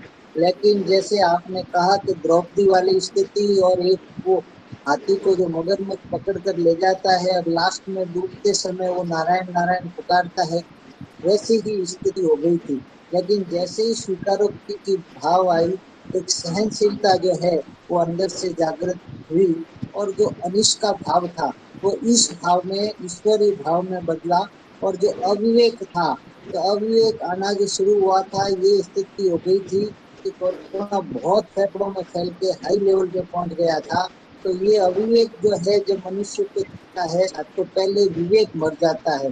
तो अविवेक इतना बढ़ गया कि उससे संताप और शोक हो गया, और संताप में सारा ये हो गया कि मालिक ने मुझे क्यों दिया। लेकिन जैसे ही इस भाव बदला, इस स्वीकारोक्ति का भाव बदला, तो अविवेक से विवेक जागृत हुआ, बदला, और संताप जो है, शोक जो है, वो संतोष में बदला। संतोष जैसे बहुत सुंदर। मालिक ने 5C जो बताए हैं, उसके हिसाब से जैसे ही कंटेंटमेंट आया, contentment does not mean satisfaction, एक संतुष्टि आई, और संतुष्टि से जो है फिर उसके आगे जो है वो शांति आई। शांति आते ही मन स्टेबल हो गया, और मन स्टेबल होते ही अपने आप करुणा जाग गई। जिन नर्सेस पे और डॉक्टर्स पे मैं चिल्लाता था कि ये क्या हो गया, मेरा ये हो गया, स्टेरॉइड दे रहे हो, उस पे भी मुझे करुणा भाव आया, और करुणा भाव आते ही मुझ में साहस जागृत हो गया कि ये कोरोना है, what may come I will fight it. और उसके बाद में एक क्लैरिटी दिमाग में आई कि कोरोना आना है, कल मौत आनी है, तो आज आ जाए, इसी पल में आए, मैं नहीं डरूंगा। उसके बाद में मैं कोरोना से समझौता कर लिया, और मैंने पल पल जीना, पल पल मरना सीख लिया। मेरा जो अभिनिवेश था, मृत्यु से भय था, फियर ऑफ डेथ, वो समाप्त हो गया, और बहुत अच्छी जो बात। है मैं बिल्कुल ठीक हो गया। मेरे परिवार भी, जो मेरे सारे बच्चे बच्चियां सब कोरोना से ग्रसित थे, वो भी मालिक की कृपा से ठीक हो गए। Thank you. दाजी कहते हैं हमारा फोकस जो है वो प्रॉब्लम पर ज्यादा रहता है, समाधान तो सामने ही है, मालिक को दिल में बिठाओ। लेकिन हम करते क्या है, हम प्रॉब्लम पर फोकस ज्यादा करते हैं बजाय कि मालिक के। ये प्रॉब्लम है। जब प्रॉब्लम होती है, आप नोट करो, आप ज्यादा प्रॉब्लम पर सोचते हो या मालिक पर? जी, मालिक पर। हेलो,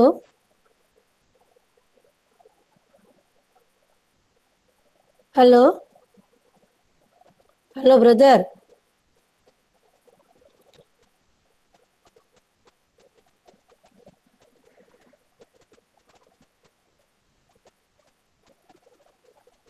हेलो,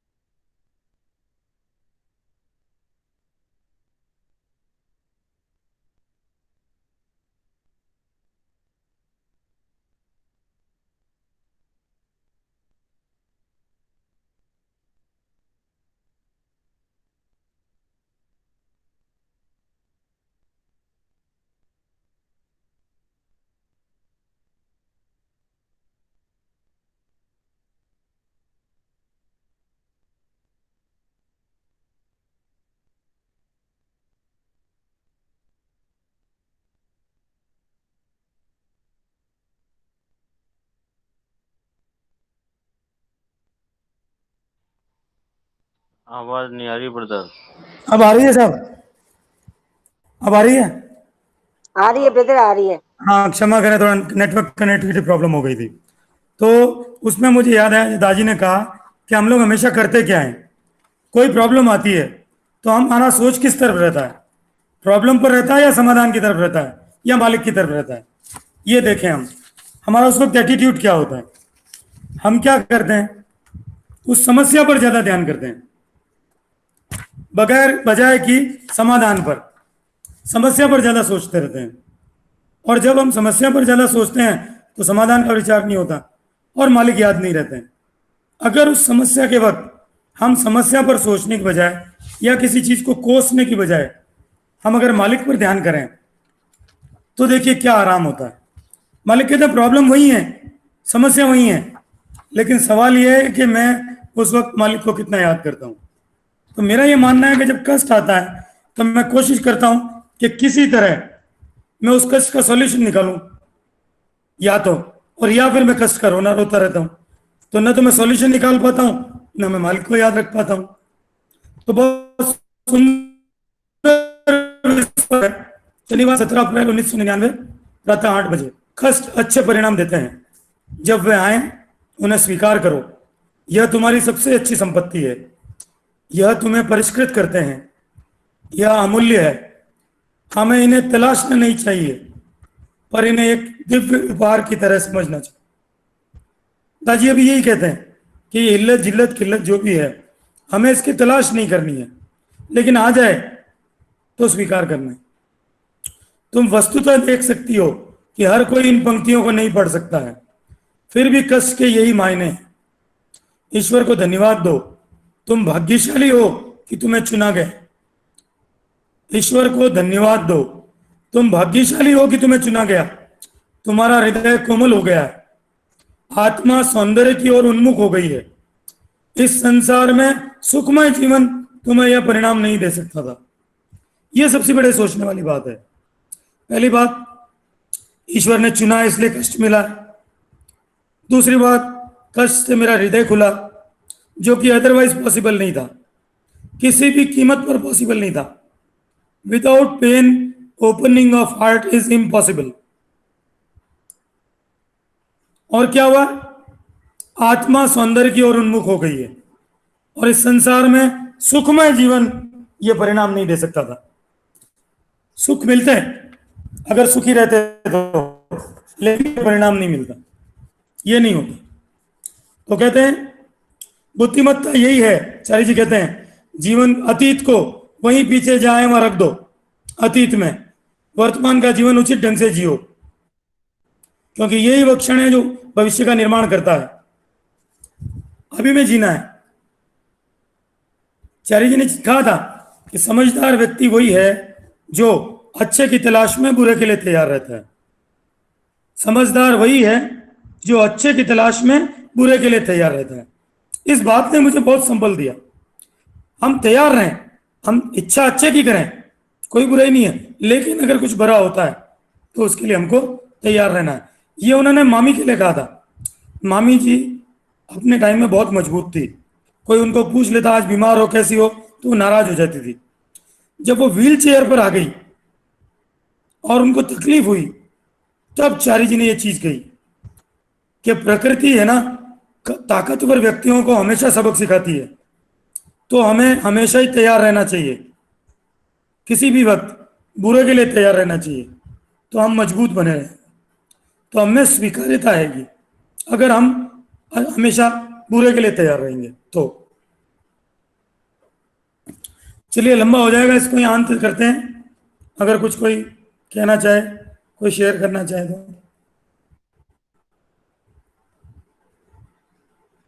ब्रदर बहुत सुंदर, बहुत अच्छा लगा जी। बहुत सुंदर। कोई नए लोग हो तो मेरा नंबर नोट कर लीजिए। मैं यही काम करता हूँ, कोटेशन भेजता हूँ और लिटरेचर पर जो कुछ पढ़ा है वो शेयर करता हूँ। मुझे आप मैसेज भेज सकते हैं व्हाट्सएप, मैं आपको ग्रुप में ऐड कर सकता हूँ। पर्सनली जो मेरे पास है वो भेज सकता हूँ।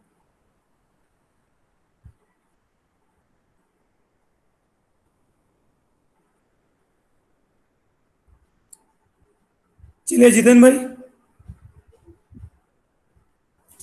जितेन भाई। भैया एक बात कहना चाहता हूँ। जी। आफ्ताबे मार्फत में एक जिक्र है कि मेरे परवानों की खातिर सम्मा जी। जल उठेगी अपने आप, खुद ब खुद जी। दौड़ेंगे उस पे तालिबाने मार्फत। जी।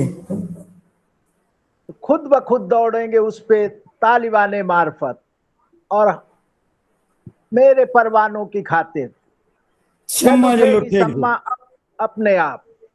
तो मैं समझता हूं ये जो सम्मा जली उठी है, जी। हम सबके लिए ये आज ये अवसर जो मिल रहा है कि हम सब उस तालिबान के तरीके से अपने आप दौड़ रहे हैं, खुद ब खुद दौड़ रहे हैं। ये एक शेयर करने का मन हुआ, मैंने कहा शेयर कर दूं भाई साहब। बहुत अच्छा, बहुत अच्छा सर।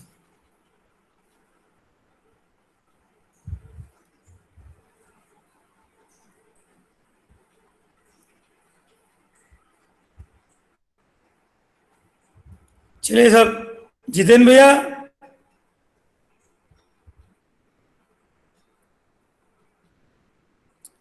कोई और शेयर करना चाहें, नहीं तो फिर काफी समय हो गया। मैं तो बहुत लंबा बोल सकता हूँ और भी।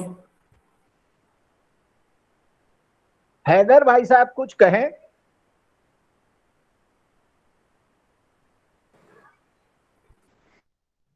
जी। हाँ नमस्कार भाई साहब। उर्वेश भैया बहुत अच्छा सेशन था। थोड़ा 15 मिनट लेट ज्वाइन कर पाए, कुछ अर्जेंट काम से जाना पड़ा, और बड़े स्वीकार्यता वाले मोड में ही सुना आज पूरा सब कुछ। बहुत क्लियर हो कि एक बात जो आई समझ में कि जब स्वीकार करने लगते हैं हम लोग तो परिस्थितियां अपने आप ही अनुकूल हो जाती हैं फिर, और मालिक उससे उसको समझने, सहने और हर चीज की ताकत दे देते हैं। उनसे विशेष तौर पर उनसे संघर्ष न करने की, बल्कि उनके हिसाब से अपने आप को इतना तैयार कर देते हैं कि हर चीज आसान लगने लगती है। मैं तो छोटे से अनुभव में यही जान पाया हूँ। थैंक यू उर्वेश भैया, एक बार फिर से आपका तहे दिल से।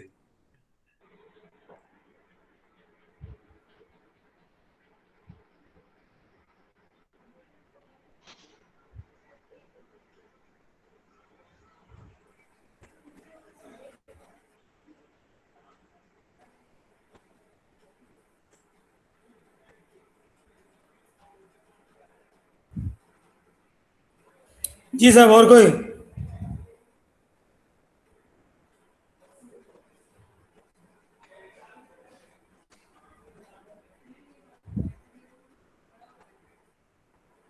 आज नए लोग बहुत हैं। ये विनुषी जी कहाँ से है?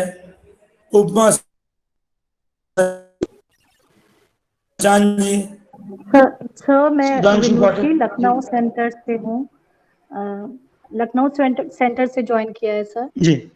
जी, बहुत अच्छा लगा, बहुत ही पहली बार आपका सेशन जी, ज्वाइन मेरा किया, नंबर ले बहुत लीजिए ही आप, अच्छा लगा। 941444 जी 941444 95 जी 321। जी आप इसमें मैसेज डाल दें, मैं आपको ग्रुप में ऐड कर लूंगा, कोई भी जरूर। चाहे। बहुत अच्छा लगा सर। एक थोड़े छोटे मोटे डाउट्स आ रहे थे, लेकिन फिर मैं आपसे पर्सनल पे पूछूंगी। जी। नेति जी नंबर एक बार फिर से रिपीट कर दीजिए सर। 9 सर नहीं कहिए, 941444 95321।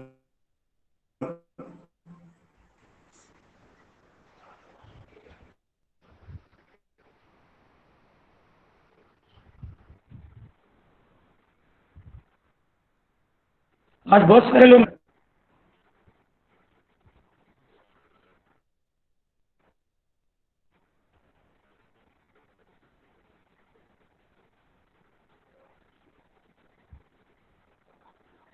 शांति देवी, शारदा प्रसाद जी,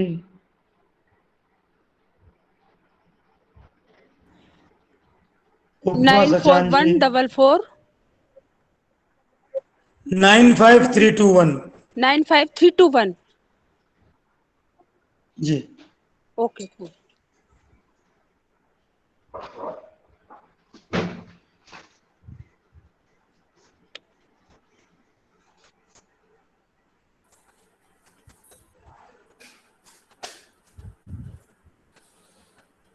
संतोष जोशी जी, सरोज बाला त्रिपाठी जी, राम रतन कलवार जी, कहाँ से?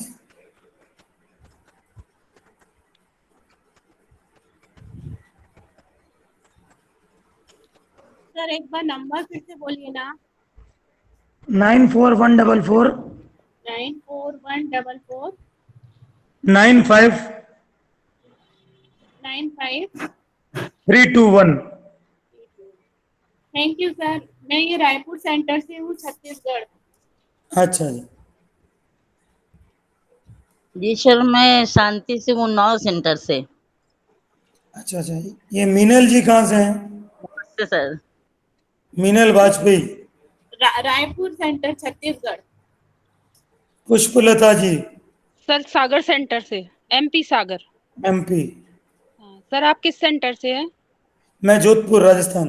अच्छा ठीक है। प्लीज सर मत बोलिए कोई भी। Okay okay thank you.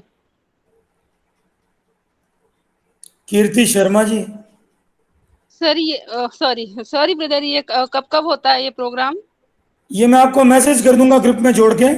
अच्छा मुंबई वाले तो एवरी ट्यूसडे कराते हैं, और बाकी जो सेंटर जब कराते हैं, आप भी अपने सेंटर पे कर सकते हैं। 4 लोग हैं तो मैं तैयार हूँ। अच्छा ठीक है, हमारे जो जेडसी है उनसे हम बात करेंगे। जी हाँ। Thank you. Thank you.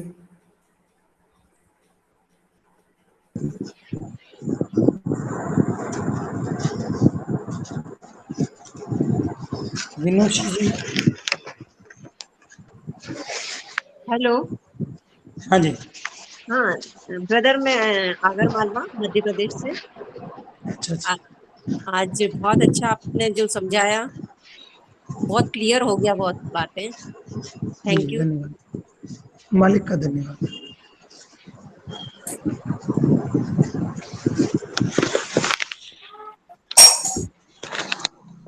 Jiten भैया,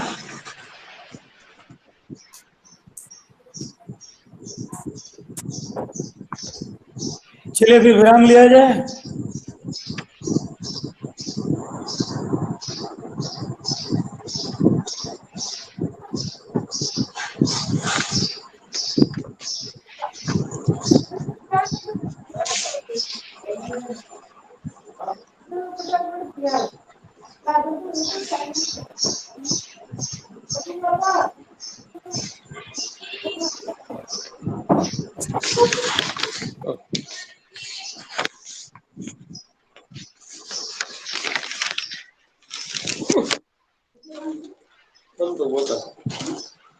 हाँ